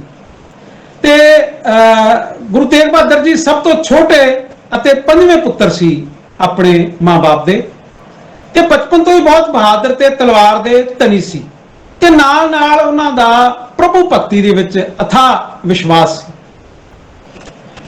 ਜਿਹੜੇ ਪੀਰੀ ਗੁਣ ਹੈ ਉਹਨਾਂ ਨੂੰ ਉਹਦੀ ਮਾਤਾ ਤੋਂ ਮਿਲਦੇ ਹੈ। ਮਾਤਾ ਕੋਲ ਉਹਨਾਂ ਨੂੰ ਏਕਤਾ ਦਾ ਗੁਣ ਮਿਲਦਾ ਹੈ, ਪ੍ਰੇਮ ਦਾ ਗੁਣ ਮਿਲਦਾ ਹੈ, ਦਿਆਲਤਾ ਦਾ ਭਾਵ ਮਿਲਦਾ ਹੈ, ਦਿਲ ਦੀ ਕੋਮਲਤਾ ਮਿਲਦੀ ਹੈ। ਇਹ ਸਾਰੇ ਗੁਣ ਜਿਹੜੇ ਆ ਆਪਣੇ ਮਾਂ ਦੇ ਕੋਲੋਂ ਗੁਰੂ ਤੇਗ ਬਹਾਦਰ ਸਾਹਿਬ ਗ੍ਰਹਿਣ ਕਰਦੇ ਆ। ਤੇ ਜਿਹੜੇ ਮੀਰੀ ਗੁਣ ਹੈ ਉਹਨਾਂ ਨੂੰ ਪਿਤਾ ਕੋਲੋਂ ਜਿਹੜੇ ਆ ਮਿਲਦੇ ਆ, ਜਿਹਦੇ ਚੋਂ ਬਹਾਦਰੀ, ਨਿਮਰਤਾ, ਦਲੇਰੀ, ਅਤਿਆਚਾਰਾਂ ਦਾ ਕਿਵੇਂ ਵਿਰੋਧ ਕਰਨਾ ਹੈ, ਸ਼ਾਸਤਰ ਤੇ ਘੋੜਿਆਂ ਦੀ ਵਰਤੋਂ ਕਿਵੇਂ ਕਰਨੀ ਹੈ, ਇਹ ਵੀ ਉਹ ਬਚਪਨ ਦੇ ਵਿੱਚ ਸਿੱਖਣ ਦੀ ਕੋਸ਼ਿਸ਼ ਕਰਦੇ ਆ। ਜਾਂ ਉਹਨਾਂ ਦੇ ਪਿਤਾ ਗੁਰੂ ਹਰਗੋਬਿੰਦ ਜੀ ਉਹਨਾਂ ਨੂੰ ਇਸ ਕਿਸਮ ਦਾ ਬਣਾਉਣ ਦੀ ਲੋਚਾ ਰੱਖਦੇ ਆ ਕਿ ਜੇ ਕਿਤੇ ਜ਼ਰੂਰਤ ਪੈਂਦੀ ਹੈ ਤਾਂ ਉਹਨਾਂ ਨੂੰ ਜੰਗ ਲਈ ਵੀ ਤਿਆਰ ਕੀਤਾ ਜਾ ਸਕੇ। ਤੇ ਅੱਗੇ ਜਾ ਕੇ ਗੱਲ ਆਉਂਦੀ ਹੈ ਕਿ ਤੇਗ ਮੱਲ ਤੋਂ ਫਿਰ ਤੇਗ ਬਹਾਦਰ ਕਿਵੇਂ ਬਣਦੇ ਆ। ਗੁਰੂ ਹਰਗੋਬਿੰਦ ਜੀ ਦੀਆਂ ਮੋਲਾਂ ਨਾਲ 4 ਲੜਾਈਆਂ ਜਿਹੜੀਆਂ ਇਤਿਹਾਸ ਦੇ ਵਿੱਚ ਲਿਖੀਆਂ ਮਿਲਦੀਆਂ, ਜਿਹਦੇ 'ਚ ਇੱਕ ਅੰਮ੍ਰਿਤਸਰ ਦੀ, ਦੂਸਰੀ ਲਹਿਰਾ ਦੀ, ਤੀਸਰੀ ਕਰਤਾਰਪੁਰ ਦੀ ਤੇ ਚੌਥੀ ਫਗਵਾੜਾ ਦੀ। ਹੁਣ ਤੇਗ ਦੇ ਧਨੀ ਹੋਣ ਦਾ ਜਿਹੜਾ ਲਕਬ ਉਹਨਾਂ ਨੂੰ ਕਿਵੇਂ ਮਿਲਦਾ ਹੈ? ਕਰਤਾਰਪੁਰ ਦੀ ਲੜਾਈ ਦੇ ਵਿੱਚ ਬਾਲ ਤੇਗ ਮੱਲ ਨੇ 14 ਸਾਲ ਦੀ ਉਮਰ 'ਚ ਆਪਣੇ ਪਿਤਾ ਹਰਗੋਬਿੰਦ ਜੀ ਨਾਲ ਹਿੱਸਾ ਲਿਆ, ਤੇ ਅਸਧਾਰਨ ਬਹਾਦਰੀ ਦਿਖਾਉਂਦੇ ਹੋਏ ਇਹਨਾਂ ਨੇ ਆਪਣੀ ਜਿਹੜੀ ਤੇਗ ਸੀਗੀ, ਤਲਵਾਰ ਸੀ ਜਾਂ ਕਿਰਪਾਨ ਸੀ, ਉਸ ਨੂੰ ਚਲਾਇਆ। ਤੇ ਇਸ ਬਹਾਦਰੀ ਨੂੰ ਦੇਖ ਕੇ ਉਹਨਾਂ ਦੇ ਪਿਤਾ ਜੀ ਨੇ ਉਹਨਾਂ ਨੂੰ ਤੇਗ ਦਾ ਧਨੀ ਮੰਨਦੇ ਹੋਏ ਤੇਗ ਬਹਾਦਰ ਨਾਂ ਨਾਲ ਨਿਵਾਜ ਦਿੱਤਾ। ਉਸ ਤੋਂ ਬਾਅਦ ਇਹਨਾਂ ਨੂੰ ਤੇਗ ਬਹਾਦਰ ਦੇ ਨਾਮ ਨਾਲ ਜਾਣਿਆ ਜਾਣ ਲੱਗ ਪਿਆ। ਤੇ ਛੋਟੀ ਉਮਰ ਦੇ ਵਿੱਚ ਹੀ ਗੁਰੂ ਸਾਹਿਬ ਦੀ ਜਿਹੜੀ ਸ਼ਾਦੀ ਹੈ ਕਰਤਾਰਪੁਰ ਨਿਵਾਸੀ ਲਾਲ ਚੰਦ ਦੀ ਪੁੱਤਰੀ ਗੁਜਰੀ ਨਾਲ ਹੋ ਗਈ ਸੀ, ਜਿਨ੍ਹਾਂ ਨੂੰ ਅਸੀਂ ਮਾਤਾ ਗੁਜਰੀ ਦੇ ਨਾਂ ਨਾਲ ਜਾਣਦੇ ਹਾਂ। ਪਰ ਕਈ ਲੋਕ ਪਤਾ ਨਹੀਂ ਕਿਸ ਸ਼ਰਧਾ ਵਸ ਉਹਨਾਂ ਨੂੰ ਮਾਤਾ ਗੁਜਰ ਕੌਰ ਵੀ ਲਿਖ ਦਿੰਦੇ ਆ, ਲੇਕਿਨ ਗੁਜਰ ਕੌਰ ਲਿਖਣਾ ਅਜੇ ਉਸ ਤਰ੍ਹਾਂ ਠੀਕ ਨਹੀਂ ਹੈ, ਕਿਉਂਕਿ ਉਹਨਾਂ ਦਾ ਅਸਲ ਨਾਮ ਜਿਹੜਾ ਮਾਤਾ ਗੁਜਰੀ ਸੀਗਾ। 1645 ਤੋਂ ਬਾਅਦ ਗੁਰੂ ਹਰਗੋਬਿੰਦ ਜੀ ਦੇ ਜੋਤੀ ਜੋਤ ਸਮਾਉਣ ਤੋਂ ਮਗਰੋਂ ਗੁਰੂ ਸਾਹਿਬ ਮਾਤਾ ਨਾਨਕੀ ਤੇ ਪਤਨੀ ਗੁਜਰੀ ਨਾਲ ਬਕਾਲੇ ਆ ਜਾਂਦੇ ਆ। ਹੁਣ ਇੱਕ ਗੱਲ ਦਿਮਾਗ 'ਚ ਆਉਂਦੀ ਹੈ ਕਿ ਗੁਰੂ ਹਰਗੋਬਿੰਦ ਸਾਹਿਬ ਇਹਨਾਂ ਨੂੰ ਗੁਰਗੱਦੀ ਪਹਿਲਾਂ ਕਿਉਂ ਨਹੀਂ ਦਿੰਦੇ। ਇਹਦੇ ਬਾਰੇ ਇਤਿਹਾਸਕਾਰ ਲਿਖਦੇ ਆ ਕਿ ਗੁਰੂ ਹਰਗੋਬਿੰਦ ਜੀ ਨੇ ਆਪ ਜੀ ਨੂੰ ਗੁਰਗੱਦੀ ਇਸ ਲਈ ਨਹੀਂ ਦਿੱਤੀ ਕਿਉਂਕਿ ਆਪ ਸੰਸਾਰਕ ਕੰਮਾਂ ਤੋਂ ਦੂਰ ਰਹਿ ਕੇ ਨਾਮ ਜਪਣ ਤੇ ਤਪੱਸਿਆ ਵਿੱਚ ਰਹਿਣ ਦੇ ਆਦੀ ਸੀ, ਕਿਉਂਕਿ ਪ੍ਰਭੂ ਭਗਤੀ ਦੇ ਵਿੱਚ ਇਹਨਾਂ ਦਾ ਵਿਸ਼ਵਾਸ ਵੱਧ ਸੀ। ਇਸੇ ਕਰਕੇ ਗੁਰੂ ਹਰਗੋਬਿੰਦ ਜੀ ਨੇ ਆਪਣੇ ਜਿਹੜੇ ਵੱਡੇ ਪੁੱਤਰ ਸੀ ਗੁਰਦਿੱਤਾ, ਉਹਦੇ ਪੁੱਤਰ ਹਰ ਰਾਏ ਨੂੰ 7ਵਾਂ ਗੁਰੂ ਜਿਹੜਾ ਉਹ ਥਾਪਿਆ ਸੀ। ਤੇ ਫਿਰ ਗੁਰੂ ਹਰ ਰਾਏ ਨੇ ਆਪਣੇ ਅੱਗੇ ਪੁੱਤਰ ਹਰਕ੍ਰਿਸ਼ਨ ਨੂੰ 8ਵਾਂ ਗੁਰੂ ਥਾਪ ਦਿੱਤਾ। ਹੁਣ ਤਿਆਗ ਦੀ ਭਾਵਨਾ ਤੁਸੀਂ ਇੱਥੇ ਦੇਖੋ ਕਿ ਗੁਰੂ ਸਾਹਿਬ ਨੂੰ, ਗੁਰੂ ਸਾਹਿਬ ਦੇ ਜਿਹੜੇ ਬਾਪ ਹੈ ਉਹ ਗੁਰੂ ਨਹੀਂ ਥਾਪਦੇ, ਲੇਕਿਨ ਫਿਰ ਵੀ ਉਹ ਇਸ ਤਰ੍ਹਾਂ ਦਾ ਕਿਤੇ ਇਤਿਹਾਸ 'ਚ ਜ਼ਿਕਰ ਨਹੀਂ ਮਿਲਦਾ ਜਿੱਥੇ ਤੇਗ ਬਹਾਦਰ ਨੇ, ਗੁਰੂ ਤੇਗ ਬਹਾਦਰ ਜੀ ਨੇ ਕੋਈ ਇਸ ਤਰ੍ਹਾਂ ਦੀ ਗੱਲ ਕੀਤੀ ਹੋਵੇ। ਉਹ ਸਗੋਂ ਇਹਨਾਂ ਚੀਜ਼ਾਂ ਤੋਂ ਦੂਰ ਰਹਿਣ ਦੇ ਆਦੀ ਸੀ। ਤਾਂ ਬਾਲ ਗੁਰੂ ਹਰਕ੍ਰਿਸ਼ਨ ਜੀ ਦਾ ਅੰਤਮ ਸਮਾਂ ਜਦੋਂ ਨੇੜੇ ਆ ਗਿਆ ਤੇ ਸਿੱਖਾਂ ਨੇ ਉਹਨਾਂ ਤੋਂ ਪੁੱਛਿਆ ਕਿ ਉਹਨਾਂ ਤੋਂ ਬਾਅਦ 9ਵੇਂ ਗੁਰੂ ਕੌਣ ਹੋਣਗੇ, ਤਾਂ ਉਹਨਾਂ ਨੇ ਬਾਬਾ ਬਕਾਲਾ ਦਾ ਸ਼ਬਦ ਉਤਾਰਿਆ। ਕੁਦਰਤੀ ਗੱਲ ਹੈ ਕਿ ਉਹ ਬਕਾਲਾ ਹੋਏਗਾ ਤੇ ਉਸ ਤੋਂ ਬਾਅਦ ਹੀ ਬਾਬਾ ਬਕਾਲਾ ਦਾ ਜਿਹੜਾ ਲਕਬ ਹੈ ਉਸ ਸ਼ਹਿਰ ਨੂੰ, ਉਸ ਗ੍ਰਾਂ ਨੂੰ ਮਿਲਿਆ ਹੋਏਗਾ, ਕਿਉਂਕਿ ਰਿਸ਼ਤੇ ਵਜੋਂ ਗੁਰੂ ਤੇਗ ਬਹਾਦਰ ਜੀ ਗੁਰੂ ਹਰਕ੍ਰਿਸ਼ਨ ਜੀ ਦੇ ਦਾਦੇ ਲੱਗਦੇ ਸੀ ਜਾਂ ਬਾਬੇ ਲੱਗਦੇ ਸੀ। ਤਾਂ ਉਹਨਾਂ ਨੇ ਅੰਤਮ ਸਮੇਂ ਜਦੋਂ ਉਹਨਾਂ ਦਾ ਜੋਤੀ ਜੋਤ ਸਮਾਉਣ ਲੱਗੇ ਤਾਂ ਉਹਨਾਂ ਨੇ ਇਹ ਉਚਾਰਿਆ ਕਿ ਬਾਬਾ ਬਕਾਲਾ, ਕਿ ਬਕਾਲੇ ਦੇ ਵਿੱਚ ਜਿਹੜਾ ਬਾਬਾ ਬੈਠਾ ਹੈ ਉਹ 9ਵਾਂ ਗੁਰੂ ਹੋਏਗਾ। ਤੇ ਬਕਾਲੇ ਦੇ ਵਿੱਚ ਜਦੋਂ ਇਹ ਖਬਰ ਪਹੁੰਚੀ ਤਾਂ ਉੱਥੇ 22 ਸੋਢੀਆਂ ਨੇ ਆਪਣੇ ਆਪ ਨੂੰ ਗੁਰੂ ਘੋਸ਼ਿਤ ਕਰ ਦਿੱਤਾ ਤੇ ਸਿੱਖਾਂ ਪਾਸੋਂ ਭਟਾਵਾਂ ਲੈਣੀਆਂ ਸ਼ੁਰੂ ਕਰ ਦਿੱਤੀਆਂ। ਇਹਦੇ ਚ ਧੀਰਮਲ ਨਾਂ ਦਾ ਜਿਹੜਾ ਕਿ ਗੁਰੂ ਹਰ ਰਾਏ ਦਾ ਭਰਾ ਸੀ, ਉਸ ਦਾ ਧਾਰਮਿਕ ਕਾਰੋਬਾਰ ਚੰਗਾ ਚੱਲ ਗਿਆ ਸੀ ਕਿਉਂਕਿ ਉਹ ਗੁਰੂ ਵੰਸ਼ ਦੀ ਸੰਤਾਨ ਸੀ। ਇੱਕ ਤਾਂ ਗੁਰੂ ਵੰਸ਼ ਦੀ ਸੰਤਾਨ ਸੀ ਤੇ ਦੂਜੇ ਗੁਰੂ ਅਰਜਨ ਦੇਵ ਜੀ ਜਿਹੜੀ ਗੁਰੂ ਗ੍ਰੰਥ ਸਾਹਿਬ ਦੀ ਬੀੜ ਸੰਕਲਨ ਕਰਕੇ ਗਏ ਸੀ, ਉਹ ਉਹਨਾਂ ਦੇ ਕੋਲ ਸੀ। ਇਸ ਤਰ੍ਹਾਂ ਧਰਮ ਦੀਆਂ ਜਿਹੜੀਆਂ 22 ਦੁਕਾਨਾਂ ਬਕਾਲੇ ਦੇ ਵਿੱਚ ਚੱਲ ਪਈਆਂ ਤੇ ਹੁਣ ਸਮੱਸਿਆ ਇਹ ਆ ਗਈ ਕਿ ਅਸਲ ਗੁਰੂ ਦੀ ਪਛਾਣ ਕਿਵੇਂ ਕੀਤੀ ਜਾਵੇ। ਤਾਂ ਸਿੱਖ ਰਵਾਇਤ ਦੇ ਮੁਤਾਬਕ ਸੱਚੇ ਗੁਰੂ ਦੀ ਪਛਾਣ ਮੱਖਣ ਸ਼ਾਹ ਲਵਾਣਾ ਨੇ ਕੀਤੀ ਸੀ। ਮੱਖਣ ਸ਼ਾਹ ਲਵਾਣਾ ਬਾਰੇ ਕਿਹਾ ਜਾਂਦਾ ਹੈ ਕਿ ਇੱਕ ਵਪਾਰੀ ਸੀ ਤੇ ਉਹਦਾ ਮਾਲ ਦਾ ਭਰਿਆ ਜਹਾਜ਼, ਕੱਪੜੇ ਦਾ ਉਹ ਕਾਰੋਬਾਰ ਕਰਦਾ ਸੀ, ਸਮੁੰਦਰ 'ਚ ਡੁੱਬ ਰਿਹਾ ਸੀ ਤੇ ਉਹਨੇ ਅਰਦਾਸ ਕੀਤੀ ਕਿ ਉਹਦਾ ਜਹਾਜ਼ ਬਚ ਜੇ ਤੇ ਉਹ ਸ਼ੁਕਰਾਨੇ ਵਜੋਂ 500 ਮੋਹਰਾਂ ਲੈ ਕੇ ਬਕਾਲੇ ਆਊਗਾ। ਤਾਂ ਉਹਨੇ 500 ਮੋਹਰਾਂ, ਜਦੋਂ ਉਹਨਾਂ ਦਾ ਜਹਾਜ਼ ਉਹਦਾ ਬਚ ਗਿਆ ਤਾਂ 500 ਮੋਹਰਾਂ ਲੈ ਕੇ ਜਦੋਂ ਬਕਾਲੇ ਪਹੁੰਚਿਆ ਤਾਂ ਉਹਨੂੰ ਬੜੀ ਸ਼ਸ਼ੋਪੰਜ ਮਹਿਸੂਸ ਹੋਈ ਕਿ ਕਿਸ ਢੰਗ ਨਾਲ ਉਹ ਗੁਰੂ ਦੀ ਪਛਾਣ ਕਰੇ। ਇੱਥੇ ਤਾਂ 22 ਜਣੇ ਬੈਠੇ ਐ। ਤਾਂ ਲੋਕਾਂ ਦੇ ਦੱਸਣ ਤੇ ਉਹ ਗੁਰੂ ਤੇਗ ਬਹਾਦਰ ਕੋਲੇ ਗਿਆ। ਕਿਸੇ ਨੇ ਦੱਸਿਆ ਕਿ ਇੱਕ ਭੋਰੇ ਦੇ ਵਿੱਚ ਤੇਗਾ ਬੈਠਾ, ਉਹਨੂੰ ਵੀ ਪੁੱਛ ਲਾ। ਤਾਂ ਉਹਨੇ ਦਸਵੰਧ ਵਜੋਂ 500 ਚੋਂ ਜਿਹੜੀਆਂ ਮੋਹਰਾਂ ਸੀਗੀਆਂ ਉਹਦੇ ਵਿੱਚ 2-2 ਮੋਹਰਾਂ ਸਾਰਿਆਂ ਨੂੰ ਦੇਤੀਆਂ। ਤੇ ਲੋਕਾਂ ਦੇ ਦੱਸਣ ਤੇ ਜਦੋਂ ਉਹ ਗੁਰੂ ਤੇਗ ਬਹਾਦਰ ਕੋਲੇ ਗਿਆ ਤਾਂ ਉਹਨਾਂ ਅੱਗੇ ਵੀ ਉਹਨੇ 2 ਮੋਹਰਾਂ ਭੇਟ ਕੀਤੀਆਂ ਤਾਂ ਅੱਗੋਂ ਜਵਾਬ ਮਿਲਿਆ ਕਿ ਸੁਖਣਾ ਤਾਂ 500 ਦੀ ਸੁੱਖੀ ਸੀ। ਤਾਂ ਮੱਖਣ ਸ਼ਾਹ ਨੂੰ ਲੱਗਿਆ ਕਿ ਵਾਕਿਆ ਹੀ ਗੁਰੂ ਇਹ ਹੈ, ਇਹਨੂੰ ਮੇਰੇ ਮਨ ਦੀ ਪਤਾ ਹੈ। ਹੁਣ ਪਤਾ ਨਹੀਂ ਤਾਂ ਇਹ ਇੱਕ ਇਤਫਾਕ ਸੀ ਜਾਂ ਉਹ ਲੋਕ ਇੰਨੀ ਕੁ ਆਰਾਧਨਾ ਕਰਕੇ, ਇੰਨੀ ਕੁ ਜਿਹੜੀ ਹੈ ਉਹ ਕਹਿ ਸਕਦੇ ਆ ਸਾਧਨਾ ਕਰਕੇ ਇੰਨੇ ਸੱਜ ਚੁੱਕੇ ਸੀ ਕਿ ਉਹਨਾਂ ਨੂੰ ਇਸ ਚੀਜ਼ ਦਾ ਗਿਆਨ ਹੋ ਗਿਆ। ਪਰ ਜੇ ਅਸੀਂ ਇਹਨੂੰ ਇੱਕ ਇਤਫਾਕ ਵੀ ਮੰਨੀਏ ਤਾਂ ਉਹਨੇ ਕੋਠੇ ਚੜ੍ਹ ਕੇ ਰੌਲਾ ਪਾਉਣਾ ਸ਼ੁਰੂ ਕਰਤਾ ਮੱਖਣ ਸ਼ਾਹ ਲਵਾਣੇ ਨੇ, ਗੁਰੂ ਲਾ ਦੋ ਰੇ, ਗੁਰੂ ਲਾ ਦੋ ਰੇ। ਭਾਵ ਗੁਰੂ ਲੱਭ ਗਿਆ, ਅਸਲ ਗੁਰੂ ਕਿਹੜਾ ਹੈ ਉਹ ਲੱਭ ਗਿਆ। ਤਾਂ ਇਸ ਤਰ੍ਹਾਂ ਗੁਰੂ ਤੇਗ ਬਹਾਦਰ ਨੂੰ ਫਿਰ ਮਨਾਇਆ ਗਿਆ ਤੇ ਮਾਰਚ 1664 ਦੇ ਵਿੱਚ ਉਹਨਾਂ ਨੂੰ ਗੁਰਗੱਦੀ ਤੇ ਬਿਠਾਇਆ ਗਿਆ ਤੇ 1675 ਤੱਕ ਉਹ ਗੁਰਗੱਦੀ ਤੇ ਬਣੇ ਰਹੇ। ਹੁਣ ਗੁਰਗੱਦੀ ਤੇ ਬੈਠਣ ਤੋਂ ਬਾਅਦ ਉਹਨਾਂ ਨੂੰ ਮਹਿਸੂਸ ਹੋਇਆ ਕਿ ਗੁਰੂ ਦੇ ਰੂਪ 'ਚ ਜੋ ਜ਼ਿੰਮੇਵਾਰੀ ਪਈ ਹੈ ਉਸ ਨੂੰ ਸਿਰਫ ਭੋਰੇ 'ਚ ਈਸ਼ਵਰ ਦੀ ਭਗਤੀ ਕਰਕੇ ਨਹੀਂ ਨਿਭਾਇਆ ਜਾ ਸਕਦਾ। ਉਹਦੇ ਲਈ ਅਧਿਆਤਮਵਾਦ ਦੇ ਨਾਲ-ਨਾਲ, ਸਪਿਰਚੁਅਲਿਟੀ ਦੇ ਨਾਲ-ਨਾਲ ਕੁਝ ਹੋਰ ਚੀਜ਼ਾਂ ਵੀ ਜਿਹੜੀਆਂ ਕਰਨੀਆਂ ਪੈਣਗੀਆਂ। ਲੋਕਾਂ ਨੂੰ ਜਿਹੜਾ ਹੈਗਾ ਇਸ ਤਰ੍ਹਾਂ ਚੇਤਨ ਕਰਨਾ ਪਏਗਾ, ਲੋਕਾਂ ਨੂੰ ਜਾਗਰਤੀ ਦੇਣੀ ਪਏਗੀ ਤੇ ਥਾਂ-ਥਾਂ ਤੇ ਜਾਣਾ ਵੀ ਪਏਗਾ। ਇਸ ਲਈ ਉਹ ਸਿੱਖ ਧਰਮ ਦਾ ਪ੍ਰਚਾਰ ਕਰਨ ਵਾਸਤੇ ਪੰਜਾਬ ਤੇ ਦੂਜੇ ਰਾਜਾਂ ਦੇ ਵਿੱਚ ਲੰਮੀ ਯਾਤਰਾ ਤੇ ਵੀ ਨਿਕਲੇ। ਤੇ ਗੁਰੂ ਨਾਨਕ ਦੇਵ ਜੀ ਤੋਂ ਬਾਅਦ ਗੁਰੂ ਤੇਗ ਬਹਾਦਰ ਜੀ ਜਿਹੇ ਗੁਰੂ ਸੀ ਜਿਨ੍ਹਾਂ ਨੇ ਇਹ ਜਿਹੀਆਂ ਯਾਤਰਾਵਾਂ ਜਿਹੜੀਆਂ ਉਹ ਕੀਤੀਆਂ, ਜਾਂ ਤਾਂ ਗੁਰੂ ਨਾਨਕ ਦੇਵ ਜੀ ਨੇ ਕੀਤੀਆਂ ਸੀ ਤੇ ਜਾਂ ਫਿਰ ਗੁਰੂ ਤੇਗ ਬਹਾਦਰ ਜੀ ਨੇ ਇਹ ਯਾਤਰਾਵਾਂ ਕੀਤੀਆਂ, ਜਿਹਾ ਕਿ ਇਤਿਹਾਸ ਦੇ ਵਿੱਚ ਲਿਖਿਆ ਮਿਲਦਾ। ਤੇ ਪੰਜਾਬ ਦੀਆਂ ਯਾਤਰਾਵਾਂ 'ਚ ਉਹਨਾਂ ਨੇ 22 ਨਵੰਬਰ 1664 ਦੇ ਵਿੱਚ ਅੰਮ੍ਰਿਤਸਰ, ਵੱਲਾ, ਘੁੱਕੇਵਾਲੀ, ਕੀਰਤਪੁਰ ਇਹਨਾਂ ਥਾਵਾਂ ਤੇ ਜਿਹੜਾ ਯਾਤਰਾ ਕੀਤੀ, ਲੋਕਾਂ ਨੂੰ ਜਾਗਰੂਕ ਕਰਨ ਦੀ ਕੋਸ਼ਿਸ਼ ਕੀਤੀ। ਫਿਰ ਉਹਨਾਂ ਨੇ ਚੱਕ ਨਾਨਕੀ ਦੀ ਨੀਂਹ ਰੱਖੀ। ਉਹਨਾਂ ਨੇ ਮਾਖੋਵਾਲ 'ਚ 500 ਰੁਪਏ 'ਚ ਇੱਕ ਜ਼ਮੀਨ ਖਰੀਦੀ ਤੇ ਚੱਕ ਨਾਨਕੀ ਨਾਂ ਦਾ ਨਗਰ ਜਿਹੜਾ ਹੈ ਉਹ ਵਸਾਉਣ ਦੀ ਕਵਾਇਦ ਕੀਤੀ, ਜਿਸ ਨੂੰ ਅਜੋਕੇ ਦੌਰ 'ਚ ਅਸੀਂ ਆਨੰਦਪੁਰ ਸਾਹਿਬ ਦੇ ਨਾਂ ਨਾਲ ਜਾਣਦੇ ਹਾਂ। ਹੁਣ ਇੱਕ ਸੋਚਣ ਵਾਲੀ ਗੱਲ ਇਹ ਵੀ ਹੈ ਕਿ ਚੱਕ ਨਾਨਕੀ ਜਾਂ ਜਿਹੜਾ ਆਨੰਦਪੁਰ ਸਾਹਿਬ ਵਸਾਉਣ ਦਾ ਮਕਸਦ ਕੀ ਹੋ ਸਕਦਾ ਹੈ, ਕਿਉਂਕਿ ਗੁਰੂ ਸਾਹਿਬ ਨੂੰ ਆਪਣੇ ਵਿਰਸੇ ਦੇ ਵਿੱਚੋਂ ਇਹ ਚੀਜ਼ ਜ਼ਰੂਰ ਮਿਲੀ ਹੋਈ ਸੀ ਕਿ ਜੇ ਲੜਾਈ ਹੋ ਜੇ ਕੋਈ ਧਾਵਾ ਬੋਲਦੇ ਤਾਂ ਉਸ ਤੋਂ ਬਚਾਅ ਕਿਵੇਂ ਕਰਨਾ ਹੈ। ਤੇ ਇਸ ਲਈ ਉਹ ਜਿਹੜਾ ਮਾਖੋਵਾਲ 'ਚ ਜਿਹੜਾ ਇਲਾਕਾ ਦੇਖਿਆ ਗਿਆ ਉਹ ਨੀਮ ਪਹਾੜੀ ਇਲਾਕਾ ਸੀ ਤੇ ਉਹਦੇ ਵਿੱਚ ਸੁਰੱਖਿਆ ਦੇ ਪੱਖ ਤੋਂ ਕਾਫੀ ਗੱਲਾਂ ਜਿਹੜੀਆਂ ਉਹ ਸਾਹਮਣੇ ਆਉਂਦੀਆਂ ਸੀ, ਜਿਹਦੇ ਕਰਕੇ ਗੁਰੂ ਸਾਹਿਬ ਨੇ ਉੱਥੇ ਇਹ ਨਗਰ ਵਸਾਉਣ ਦੀ ਸੋਚੀ। ਫਿਰ ਉਹਨਾਂ ਨੇ ਪੂਰਬੀ ਯਾਤਰਾਵਾਂ ਵੀ ਕੀਤੀਆਂ। 1665 ਤੋਂ ਉਹਨਾਂ ਨੇ ਸੈਫਾਬਾਦ, ਤਮਤਾਨ, ਦਿੱਲੀ, ਮਥੁਰਾ, ਪਟਨਾ, ਢਾਕਾ, ਬੰਗਾਲ ਅਜਿਹੀਆਂ ਥਾਵਾਂ ਦੇ ਉੱਤੇ ਵੀ ਧਰਮ ਪ੍ਰਚਾਰ, ਲੋਕਾਂ ਨੂੰ ਜਾਗਰੂਕ ਕਰਨ ਦੀ ਜਿਹੜੀ ਪ੍ਰਕਿਰਿਆ ਉਹਦੇ ਵਿੱਚ ਉਹ ਲੱਗੇ ਰਹੇ। ਇਸ ਤੋਂ ਇਲਾਵਾ ਪੰਜਾਬ ਦੇ ਮਾਲਵਾ ਖੇਤਰ ਦੇ ਵਿੱਚ ਵੀ ਉਹਨਾਂ ਨੇ ਭਰਮਣ ਕੀਤਾ।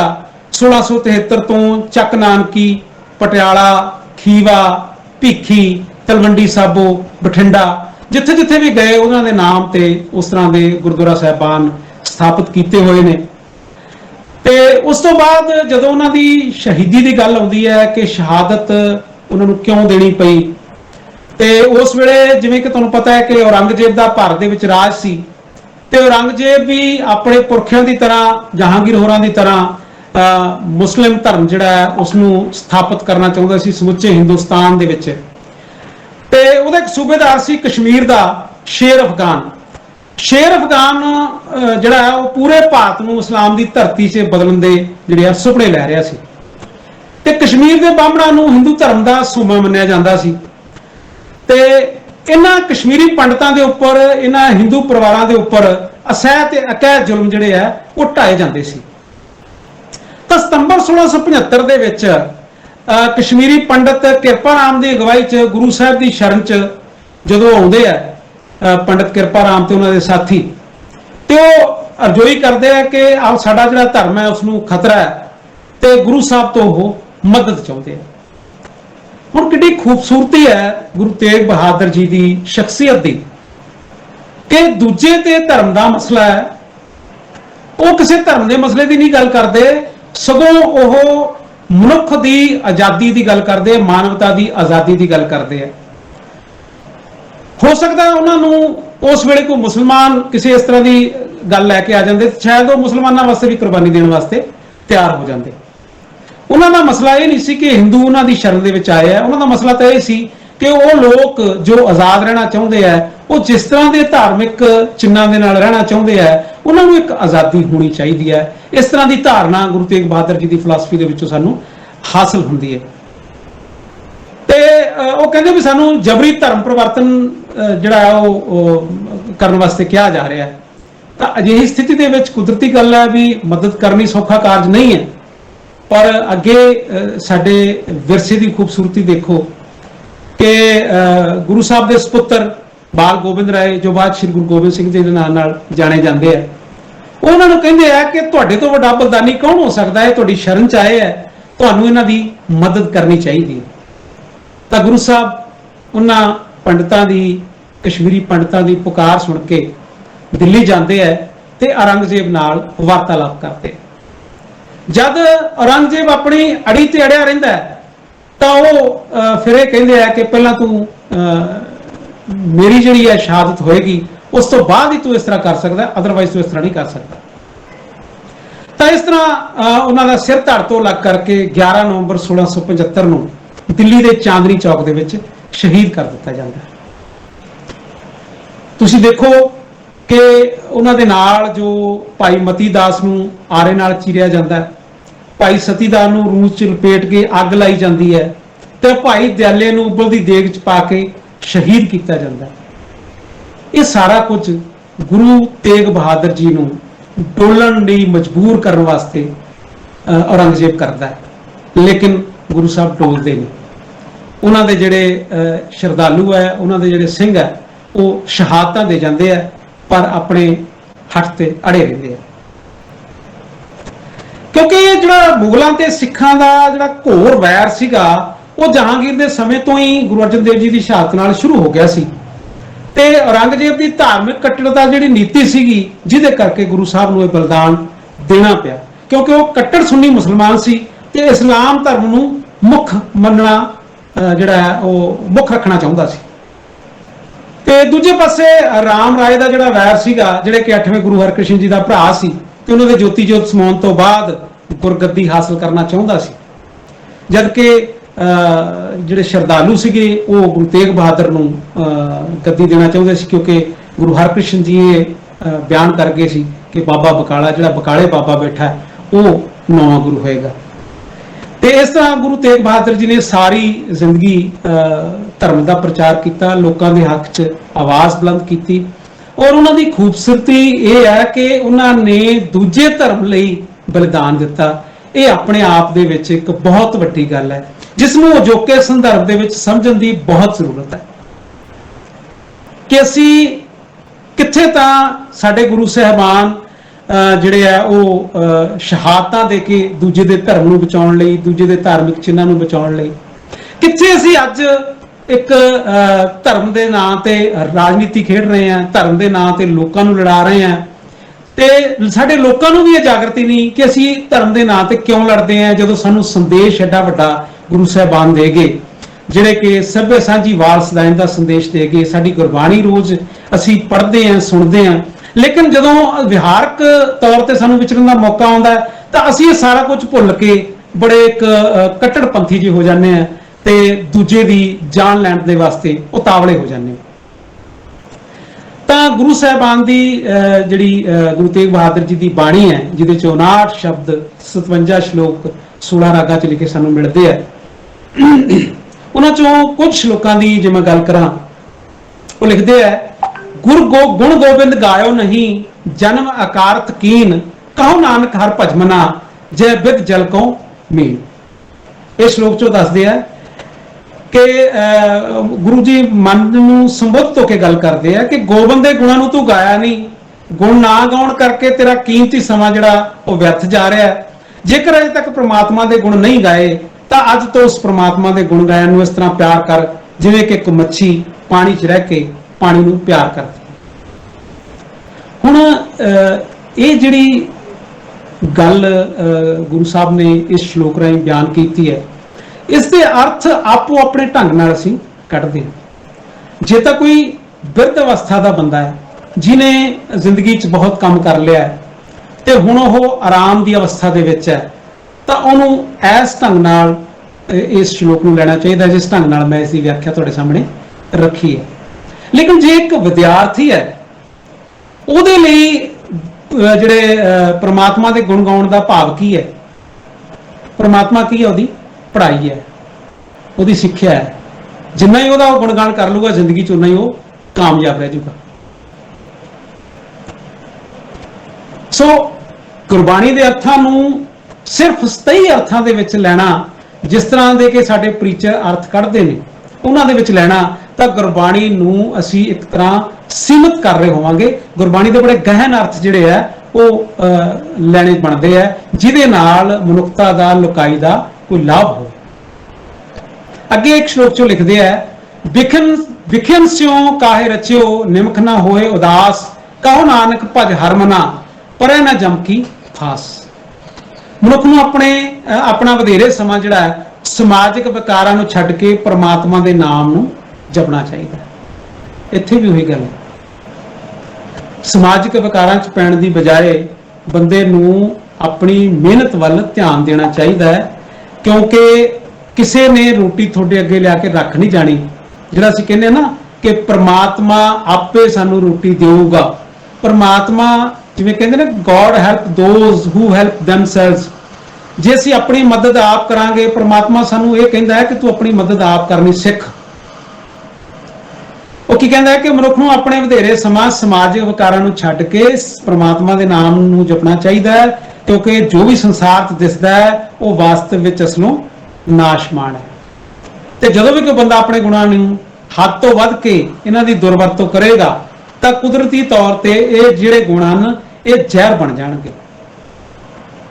ਤੇ ਇਸ ਲਈ ਜੋ ਵੀ ਮਾੜੇ ਗੁਣ ਉਤਪੰਨ ਹੁੰਦੇ ਆ, ਉਹਨਾਂ ਦਾ ਨਾਸ਼ ਕਰਕੇ ਪ੍ਰਮਾਤਮਾ ਦਾ ਨਾਮ ਜਪ, ਤਾਂ ਜੋ ਤੈਨੂੰ ਕਦੇ ਵੀ ਜਮਾਂ ਦੀ ਫਾਹੀ ਨਾ ਪਵੇ।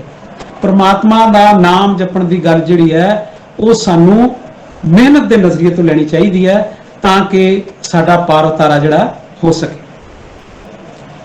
ਅੱਗੇ ਇੱਕ ਸ਼ਲੋਕ 'ਚੋਂ ਲਿਖਦੇ ਆ ਕਿ ਤਨ ਤਨ ਜੇ ਕੋ ਕਹੋ ਦਿਓ, ਤਾਂ ਸਿਓ ਕਿਹੋ ਨਾ ਕੀਨ, ਕਹੋ ਨਾਨਕ ਨਰ ਬਾਵਰੇ, ਅਬ ਕਿਉ ਡੋਲਤ ਦੀਨ।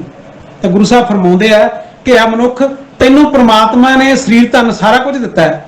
ਜੋ ਦਾਤਾਂ ਤੈਨੂੰ ਦਿੱਤੀਆਂ ਉਹ ਰੱਬ ਨੇ ਬਖਸ਼ਿਸ਼ ਕੀਤੀਆਂ, ਉਹਨੂੰ ਤੇਰੇ ਨਾਲ ਪਿਆਰ ਵੀ ਹੈ, ਤੇ ਤੇਰਾ ਮਨ ਝੱਲਿਆਂ ਵਾਂਗੂ ਕਿਉਂ ਡੋਲਦਾ ਹੈ? ਕਿਉਂਕਿ ਉਸ ਰੱਬ ਨੇ ਇੰਨਾ ਕੁਝ ਦਿੱਤਾ ਹੈ, ਤੂੰ ਉਸ ਨੂੰ ਯਾਦ ਨਹੀਂ ਕਰਦਾ ਤੇ ਹੁਣ ਘਬਰਾਉਂਦਾ ਫਿਰਦਾ। ਉਸ ਨੂੰ ਯਾਦ ਕਰਨ ਦਾ ਮਤਲਬ ਕੀ ਹੈ ਕਿ ਪ੍ਰਮਾਤਮਾ ਨੇ ਤੈਨੂੰ ਹੱਥ ਪੈਰ ਦਿੱਤੇ ਆ, ਤੈਨੂੰ ਤੁਰਨ ਲਈ ਜਿਹੜਾ ਪੈਰ ਦਿੱਤੇ ਆ, ਮਿਹਨਤ ਕਰਨ ਲਈ ਹੱਥ ਦਿੱਤੇ ਆ, ਤੂੰ ਇਹਨਾਂ ਦੀ ਸਹਿਯੋਗ ਵਰਤੋਂ ਕਰ, ਆਪ ਵੀ ਖਾ ਤੇ ਉਹਦੇ ਵਿੱਚ ਕੁਝ ਹਿੱਸਾ ਲੋੜਵੰਦਾਂ ਨੂੰ ਵੀ ਖਵਾ। ਵੰਡ ਕੇ ਛਕ, ਕਿਰਤ ਕਰ, ਨਾਮ ਜਪ, ਵੰਡ ਕੇ ਛਕ। ਸੋ ਇਸ ਤਰ੍ਹਾਂ ਗੁਰੂ ਤੇਗ ਬਹਾਦਰ ਜੀ ਆਪਣੇ ਸ਼ਲੋਕਾਂ ਰਾਹੀਂ ਬੜੀ ਖੂਬਸੂਰਤ ਗੱਲ ਜਿਹੜੀ ਹੈ ਉਹ ਪੇਸ਼ ਕਰਦੇ ਆ। ਇੱਕ ਹੋਰ ਸ਼ਲੋਕ ਜਿਹਦੀ ਕਿ ਮੈਂ ਸਮਾਨਤਾ ਕਰਦਾ ਬਾਬਾ ਸ਼ੇਖ ਫਰੀਦ ਸ਼ਕਰਗੰਜ ਜੀ ਦੀ ਬਾਣੀ ਦੇ ਨਾਲ, ਉਹ ਸ਼ਲੋਕ ਕੀ ਹੈ? ਹਰਖ ਸੋਗ ਜਾ ਕੇ ਨਹੀਂ, ਹਰਖ ਸੋਗ ਜਾ ਕੇ ਨਹੀਂ, ਬੈਰੀ ਮੀਤ ਸਮਾਨ, ਕਹੋ ਨਾਨਕ ਸੁਨ ਰੇ ਮਨਾ, ਮੁਕਤ ਤਾਹੀਂ ਤੈ ਜਾਨ। ਇਹ ਸ਼ਲੋਕ 'ਚ ਗੁਰੂ ਜੀ ਕਹਿੰਦੇ ਆ ਕਿ ਜਿਸ ਵਿਅਕਤੀ ਦੇ ਅੰਦਰ ਇਹ ਖੁਸ਼ੀ ਤੇ ਗਮੀ ਵਾਲੇ ਭਾਵ ਹਨ ਪਰ ਜਿਸ ਮਨੁੱਖ ਦੇ ਅੰਦਰ ਖੁਸ਼ੀ ਤੇ ਗਮੀ ਦੋਵੇਂ ਹੀ ਭਾਵ ਆਪਣਾ ਪ੍ਰਭਾਵ ਨਾ ਪਾ ਸਕਣ, ਮਤਲਬ ਅਸੀਂ ਆਪਣੇ ਆਪ ਨੂੰ ਸਟੇਬਲ ਰੱਖ ਸਕੀਏ, ਨਾ ਸਾਨੂੰ ਬੜੀ ਜ਼ਿਆਦਾ ਖੁਸ਼ੀ ਹੋਵੇ ਤੇ ਨਾ ਹੀ ਸਾਨੂੰ ਬਹੁਤਾ ਜ਼ਿਆਦਾ ਕੋਈ ਗਮ ਜਾਂ ਅਫਸੋਸ ਹੋਵੇ, ਕਿ ਕਿਸੇ ਵੀ ਤਰ੍ਹਾਂ ਦੇ ਵਹਿਣ ਵਿੱਚ ਨਾ ਵਹਿੰਦਾ ਹੋਇਆ ਵੈਰੀ ਤੇ ਮਿੱਤਰ ਨੂੰ ਬਰਾਬਰ ਸਮਝਦਾ ਹੋਵੇ। ਯਾਨੀ ਅਸੀਂ ਵੈਰੀ ਤੇ ਮਿੱਤਰ ਦੇ ਵਿੱਚ ਜਿਹੜਾ ਕੋਈ ਫਰਕ ਨਾ ਰੱਖ ਕੇ ਚੱਲਦੇ ਹੋਈਏ, ਉਹੀ ਮਨੁੱਖ ਆਪਣੇ ਜੀਵਨ ਦੇ ਵਿੱਚ ਮੁਕਤ ਵਿਅਕਤੀ ਜਿਹੜਾ ਅਸੀਂ ਕਹਿ ਸਕਦੇ ਹਾਂ। ਤਾਂ ਬਾਬਾ ਸ਼ੇਖ ਫਰੀਦ ਜੀ ਨੇ ਜਿਵੇਂ ਪਹਿਲਾਂ ਮੈਂ ਜ਼ਿਕਰ ਕੀਤਾ ਸੀ ਕਿ ਫਰੀਦਾ ਬੁਰੇ ਦਾ ਭਲਾ ਕਰ, ਗੁੱਸਾ ਮਨ ਨਾ ਹੰਢਾਏ, ਦੇਹੀ ਰੋਗ ਨਾ ਲੱਗੇ, ਪੱਲੇ ਸਭ ਕੁਛ ਪਾਏ। ਤਾਂ ਕਿਤੇ ਨਾ ਕਿਤੇ 12ਵੀਂ ਸਦੀ ਦੀ ਇਹ ਰਚਨਾ ਇਸ ਸਦੀ ਦੇ ਵਿੱਚ ਆ ਕੇ ਜਦੋਂ ਗੁਰੂ ਤੇਗ ਬਹਾਦਰ ਜੀ ਵਿਚਰਦੇ ਆ, ਉਦੋਂ ਵੀ ਇਹ ਜਿਹੜੀ ਹੈ ਇੱਕ ਪਰੰਪਰਾ ਜਿਹੜੀ ਹੈ ਉਹ ਬੁਰੇ ਦਾ ਭਲਾ ਕਰਨ ਵਾਲੀ ਚੱਲ ਰਹੀ ਹੈ। ਲੇਕਿਨ ਅਜੋਕੇ ਸਮੇਂ ਦੇ ਵਿੱਚ ਗੁਰਮੁਖਤ ਵਿਚਾਰਧਾਰਾ ਨੂੰ ਅਪਣਾਉਣ ਦੀ ਲੋੜ ਹੈ। ਮੁਆਫ ਕਰਨਾ ਅਸੀਂ ਪਾਠ ਬਹੁਤ ਕਰਦੇ ਹਾਂ, ਅਸੀਂ ਰਹਿਤ ਮਰਿਆਦਾ ਨੂੰ ਵੀ ਬਹੁਤ ਅਪਣਾ ਲੈਂਦੇ ਹਾਂ, ਲੇਕਿਨ ਜਦੋਂ ਅਮਲਾਂ ਦੀ ਗੱਲ ਆਉਂਦੀ ਹੈ ਉੱਥੇ ਅਸੀਂ ਫਿੱਕੇ ਪੈ ਜਾਂਦੇ ਹਾਂ। ਤਾਂ ਮੈਨੂੰ ਇਹ ਲੱਗਦਾ ਹੁੰਦਾ ਹੈ ਕਿ ਇਹ ਸਾਰੀਆਂ ਚੀਜ਼ਾਂ ਇੰਪੋਰਟੈਂਟ ਹੈ, ਰਹਿਤ ਮਰਿਆਦਾ ਵੀ ਜ਼ਰੂਰੀ ਹੈ, ਵਿਚਾਰਾਂ ਨੂੰ ਸੁਣਨਾ ਵੀ ਜ਼ਰੂਰੀ ਹੈ, ਲੇਕਿਨ ਜਦੋਂ ਅਸੀਂ ਗੁਰਬਾਣੀ ਨੂੰ ਸੁਣਦੇ ਹਾਂ, ਸਮਝਦੇ ਹਾਂ, ਜਿੰਨੀ ਦੇਰ ਤੱਕ ਅਸੀਂ ਨੂੰ ਅਮਲ 'ਚ ਨਹੀਂ ਲਿਆਉਂਦੇ ਤਾਂ ਮੈਨੂੰ ਨਹੀਂ ਲੱਗਦਾ ਕਿ ਸਾਡਾ ਗੁਰੂ, ਜੇ ਅਸੀਂ ਪ੍ਰਮਾਤਮਾ ਜੀ ਨੂੰ ਮੰਨਦੇ ਹਾਂ, ਉਹ ਕਿਤੇ ਖੁਸ਼ ਹੁੰਦਾ ਹੋਏਗਾ। ਤੇ ਦੇਖੋ, ਗੁਰਮਤ ਵਿਚਾਰਧਾਰਾ ਨੇ, ਗੁਰਮਤ ਫਲਸਫਾ ਜੋ ਸਾਡੇ ਗੁਰੂ ਸਾਹਿਬਾਨ ਨੇ ਦਿੱਤਾ ਹੈ, ਉਹਦੀ ਬਦੌਲਤ ਹੀ ਇਸ ਕੋਵਿਡ ਦੀ ਸਥਿਤੀ ਦੇ ਵਿੱਚ ਕਿੰਨਾ ਅੱਛਾ ਗੌਰਵਮਈ ਅਸੀਂ ਕੰਮ ਕਰ ਰਹੇ ਹਾਂ। ਮਹਾਮਾਰੀ ਦੇ ਦੌਰ ਦੇ ਵਿੱਚ ਸਿੱਖ ਸੰਗਤਾਂ ਵੱਲੋਂ ਖਾਦ ਪਦਾਰਥਾਂ ਦੇ ਲੰਗਰ ਜਿਹੜੇ ਆ ਉਹ ਤਾਂ ਲਾਏ ਜਾਂਦੇ ਸੀਗੇ। ਖਾਦ ਪਦਾਰਥ ਜਿਹੜੇ ਆ, ਸੁੱਕਾ ਰਾਸ਼ਨ ਜਿਹੜਾ ਉਹ ਪਹੁੰਚਾਉਣ ਦੀਆਂ ਗੱਲਾਂ ਵੀ ਅਸੀਂ ਸੁਣੀਆਂ ਸੀਗੀਆਂ। ਤੇ ਹੁਣ ਅਸੀਂ ਦਵਾਈਆਂ ਦੇ ਲੰਗਰਾਂ ਦੇ ਵਿੱਚ ਵੀ ਆ ਗਏ ਹਾਂ, ਆਕਸੀਜਨ ਦੇ ਲੰਗਰਾਂ ਦੇ ਵਿੱਚ ਵੀ ਆ ਗਏ ਹਾਂ। ਤੇ ਮਾਨਵਤਾ ਦਾ ਸੰਦੇਸ਼ ਗੁਰੂ ਤੇਗ ਬਹਾਦਰ ਜੀ ਦੇ ਸਦਕਾ ਹੀ ਸਾਡੇ ਤੱਕ ਪਹੁੰਚਿਆ। ਇਸੇ ਲਈ ਹਿੰਦੂ ਧਾਰਮਿਕ ਅਕੀਦੇ ਨੂੰ ਬਚਾਉਣ ਲਈ ਉਹਨਾਂ ਆਪਣਾ ਬਲੀਦਾਨ ਦਿੱਤਾ। ਜੇਕਰ ਮੁਸਲਿਮ ਲੋਕਾਂ ਨਾਲ ਵੀ ਇਸ ਤਰ੍ਹਾਂ ਦੀ ਕੋਈ ਗੱਲ ਹੁੰਦੀ ਤਾਂ ਉਹ ਉਹਨਾਂ ਦੇ ਹੱਕ ਵਿੱਚ ਵੀ ਖੜੇ ਹੋਣੇ ਸੀ। ਅਸੀਂ ਕਿਉਂਕਿ ਉਹਨਾਂ ਦਾ ਇੱਕ ਅਕੀਦਾ ਜਿਹੜਾ ਸੀ ਆਜ਼ਾਦ ਸੋਚ ਨਾਲ ਜਿਉਣ ਵਾਲੇ ਲੋਕਾਂ ਦੇ ਨਾਲ ਖੜਨਾ ਸੀ, ਕਿ ਆਜ਼ਾਦ ਸੋਚ ਵਾਲੇ ਲੋਕਾਂ ਨੂੰ ਜਿਹੜਾ ਉਹ ਪੈਦਾ ਕੀਤਾ ਜਾਵੇ, ਲੋਕ ਸੱਚ ਤੇ ਪਹਿਰਾ ਦੇ ਸਕਣ, ਆਪਣੀ ਗੱਲ ਢੰਗ ਨਾਲ ਕਹਿ ਸਕਣ। ਗੁਰੂ ਸਾਹਿਬਾਨ ਨੇ ਬਹੁਤ ਖੂਬਸੂਰਤ ਪਰੰਪਰਾਵਾਂ ਸਾਨੂੰ ਦਿੱਤੀਆਂ, ਜਿਹਦੇ ਚੋਂ ਬਹੁਤ ਸਾਰੀਆਂ ਅਸੀਂ ਅਪਣਾਈਆਂ ਹੋਈਆਂ, ਬਹੁਤ ਸਾਰੀਆਂ ਚੀਜ਼ਾਂ ਐਸੀਆਂ ਜਿਨ੍ਹਾਂ ਨੂੰ ਅਜੇ ਅਪਣਾਉਣਾ ਬਾਕੀ ਹੈ। ਸੋ ਇੰਨੇ ਸ਼ਬਦਾਂ ਨਾਲ ਮੈਂ ਆਪ ਸਭ ਦਾ ਹਾਰਦਿਕ ਸ਼ੁਕਰੀਆ ਅਦਾ ਕਰਦਾ ਕਿ ਤੁਸੀਂ ਮੇਰੀ ਗੱਲ ਨੂੰ ਸੁਣਿਆ। ਬੇਸ਼ੱਕ ਇਹ ਗੱਲਾਂ ਆਮ ਨਹੀਂ ਸੀਗੀਆਂ, ਲੇਕਿਨ ਗੁਰੂ ਸਾਹਿਬਾਨ ਦੇ ਬਾਰੇ ਇਹ ਚਰਚਾ ਕਰਕੇ ਮੈਨੂੰ ਆਪਣੇ ਆਪ ਨੂੰ ਵੀ ਇੱਕ ਆਤਮਿਕ ਸਕੂਨ ਹਾਸਲ ਹੋਇਆ ਕਿ ਸ਼੍ਰੀ ਗੁਰੂ ਤੇਗ ਬਹਾਦਰ ਜੀ ਦੇ ਗੁਰਪੁਰਬ ਦੇ ਮੌਕੇ ਮੈਨੂੰ ਆਦੇਸ਼ ਇੰਸਟੀਚਿਊਟ ਆਫ ਮੈਡੀਕਲ ਸਾਇੰਸਿਸ ਵੱਲੋਂ ਇਹ ਸੱਦਾ ਦਿੱਤਾ ਗਿਆ। ਇਹ ਮੇਰਾ ਸਭ ਤੋਂ ਵੱਡਾ ਸੁਭਾਗ ਹੈ। ਇੰਨੇ ਸ਼ਬਦਾਂ ਨਾਲ ਬਹੁਤ ਬਹੁਤ ਸ਼ੁਕਰੀਆ। ਵਾਹਿਗੁਰੂ ਜੀ ਕਾ ਖਾਲਸਾ, ਵਾਹਿਗੁਰੂ ਜੀ ਕੀ ਫਤਿਹ। ਵਾਹਿਗੁਰੂ ਜੀ ਕਾ ਖਾਲਸਾ, ਵਾਹਿਗੁਰੂ ਜੀ ਕੀ ਫਤਿਹ। ਡਾਕਟਰ ਪਰਵਿੰਦਰ ਸਿੰਘ ਤੱਗੜ ਜੀ, ਅਸੀਂ ਬਹੁਤ ਹੀ ਧੰਨਵਾਦੀ ਹਾਂ। ਤੁਸੀਂ ਬਹੁਤ ਹੀ ਅੱਜ ਦੀ ਸਾਧ ਸੰਗਤ ਨੂੰ ਸ਼੍ਰੀ ਗੁਰੂ ਤੇਗ ਬਹਾਦਰ ਜੀ ਦੇ ਜਨਮ ਤੋਂ ਲੈ ਕੇ ਉਹਨਾਂ ਦੀ ਲਸਾਨੀ ਸ਼ਹਾਦਤ ਬਾਰੇ ਬਹੁਤ ਹੀ ਵਿਸਥਾਰ ਵਿੱਚ ਦੱਸਿਆ ਹੈ। ਜਿਵੇਂ ਕਿ ਡਾਕਟਰ ਪਰਮਿੰਦਰ ਸਿੰਘ ਤੱਗੜ ਸਾਹਿਬ ਜੀ ਨੇ ਆਪਾਂ ਨੂੰ ਕਿਵੇਂ ਬਾਬਾ ਬਕਾਲਾ ਜੀ ਦਾ ਵੀ ਇਤਿਹਾਸ ਸੀ ਜੋ ਰਚਿਆ ਸੀ, ਸੱਚੇ ਗੁਰੂ ਦੀ ਪਹਿਚਾਣ ਬਾਰੇ ਦੱਸਿਆ। ਉਸ ਦੇ ਉਪਰੰਤ ਉਹਨਾਂ ਨੇ ਉਹਨਾਂ ਦੀਆਂ ਯਾਤਰਾਵਾਂ ਜੋ ਕਿ ਪੰਜਾਬ ਵਿੱਚ ਤੇ ਪੂਰਬੀ ਯਾਤਰਾਵਾਂ ਦਾ ਡਿਟੇਲ ਵਿੱਚ ਵਰਣਨ ਕੀਤਾ ਹੈ। ਕਿਸ ਤਰੀਕੇ ਨਾਲ ਅਨੰਦਪੁਰ ਸਾਹਿਬ ਨੂੰ ਚੱਕ ਨਗਰੀ ਨਗਰ ਦੇ ਨਾਲ ਨਵਾਜਿਆ ਗਿਆ। ਉਸ ਦੇ ਉਪਰੰਤ ਡਾਕਟਰ ਪਰਮਿੰਦਰ ਸਿੰਘ ਜੀ ਨੇ ਆਪਾਂ ਨੂੰ ਕਿਵੇਂ ਗੁਰੂ ਸਾਹਿਬ ਜੀ ਨੂੰ ਕਸ਼ਮੀਰੀ ਪੰਡਤਾਂ ਦੇ ਲਈ ਉਹਨਾਂ ਦੇ ਉੱਪਰ ਔਰੰਗਜ਼ੇਬ ਦੇ ਅਸਹਿ ਜ਼ੁਲਮ ਢਾਏ ਜਾਣ ਕਰਕੇ ਗੁਰੂ ਸਾਹਿਬ ਜੀ ਨੂੰ ਇੱਕ ਸ਼ਹੀਦੀ ਦੇਣੀ ਪਈ, ਜੋ ਕਿ ਗੁਰੂ ਸਾਹਿਬ ਜੀ ਨੂੰ ਦਿੱਲੀ ਦੇ ਚਾਂਦਨੀ ਚੌਕ ਵਿੱਚ ਸ਼ਹੀਦ ਕਰ ਦਿੱਤਾ ਸੀ। ਗੁਰੂ ਸਾਹਿਬ ਜੀ ਨੇ ਆਪਣਾ ਪੂਰਾ ਜੀਵਨ ਨਿਡਰਤਾ ਲਈ, ਸੱਚ ਲਈ, ਇੱਕ ਆਜ਼ਾਦ ਸੋਚ ਲਈ ਬਤੀਤ ਕੀਤਾ। ਤੇ ਅੱਜ ਦੇ ਇਸ ਮਹਾਨ ਦਿਨ ਦੇ ਵਿੱਚ ਜਿਵੇਂ ਕਿ ਡਾਕਟਰ ਪਰਮਿੰਦਰ ਸਿੰਘ ਜੀ ਨੇ ਆਪਾਂ ਨੂੰ ਇੱਕ ਲੈਸਨ, ਇੱਕ ਟੀਚਿੰਗ ਦੇ ਰੂਬਰੂ ਕਰਾਇਆ ਹੈ, ਉਹ ਇਹ ਹੈ ਕਿ ਅੱਜ ਦੇ ਟਾਈਮ ਦੇ ਵਿੱਚ ਸਾਨੂੰ ਚਾਹੀਦਾ ਹੈ ਕਿ ਅਸੀਂ ਗੁਰੂ ਸਾਹਿਬ ਜੀ ਦੀ ਦਿੱਤੀ ਹੋਈ ਲਸਾਨੀ ਸ਼ਹਾਦਤ ਨੂੰ ਯਾਦ ਰੱਖਦੇ ਹੋਏ ਮਨੁੱਖਤਾ ਦੀ ਸੇਵਾ ਅਤੇ ਰੱਖਿਆ ਕਰਨ ਦੇ ਲਈ ਬਹੁਤ ਹੀ ਯਤਨਸ਼ੀਲ ਰਹੀਏ। ਸਾਨੂੰ ਇਹਨਾਂ ਨੇ ਮਿਹਨਤ ਬਾਰੇ ਪ੍ਰੇਰਿਆ ਹੈ ਤਾਂ ਕਿ ਵਰਕ ਇਜ਼ ਵਰਸ਼ਿਪ ਤੇ ਗੁਰੂ ਸਾਹਿਬ ਜੀ ਨੇ ਸਾਰੀਆਂ ਇਮੋਸ਼ਨਸ ਨੂੰ ਆਪਣੇ ਕੰਟਰੋਲ ਵਿੱਚ ਰੱਖਣ ਬਾਰੇ ਵੀ ਆਪਾਂ ਨੂੰ ਡਾਕਟਰ ਪਰਮਿੰਦਰ ਸਿੰਘ ਜੀ ਨੇ ਰੂਬਰੂ ਕਰਾਇਆ ਹੈ ਤੇ ਬਿਨਾਂ ਕਿਸੇ ਅਸੀਂ ਡਿਸਕ੍ਰਿਮੀਨੇਸ਼ਨ ਦੇ without any discrimination of caste creed so ਸਾਨੂੰ ਮਨੁੱਖਤਾ ਦੀ ਜਿਹੜੀ ਸੇਵਾ ਹੈ ਨਿਡਰ ਹੋ ਕੇ ਕਰਨੀ ਚਾਹੀਦੀ ਹੈ। ਸੋ ਤੁਹਾਡਾ ਬਹੁਤ ਹੀ ਧੰਨਵਾਦ ਡਾਕਟਰ ਪਰਮਿੰਦਰ ਸਿੰਘ ਤੱਗੜ ਜੀ, ਤੁਸੀਂ ਸਾਨੂੰ ਬਹੁਤ ਹੀ ਵਧੀਆ ਵੇ ਨਾਲ ਅੱਜ ਇਸ ਮਹਾਨ ਸ਼ਖਸੀਅਤ ਸ਼੍ਰੀ ਗੁਰੂ ਤੇਗ ਬਹਾਦਰ ਜੀ ਦੀ ਲਸਾਨੀ ਸ਼ਹਾਦਤ ਬਾਰੇ ਤੇ ਉਹਨਾਂ ਦੇ ਜੀਵਨ ਬਾਰੇ ਰੂਬਰੂ ਕਰਾਇਆ। ਥੈਂਕ ਯੂ ਡਾਕਟਰ ਸਾਹਿਬ।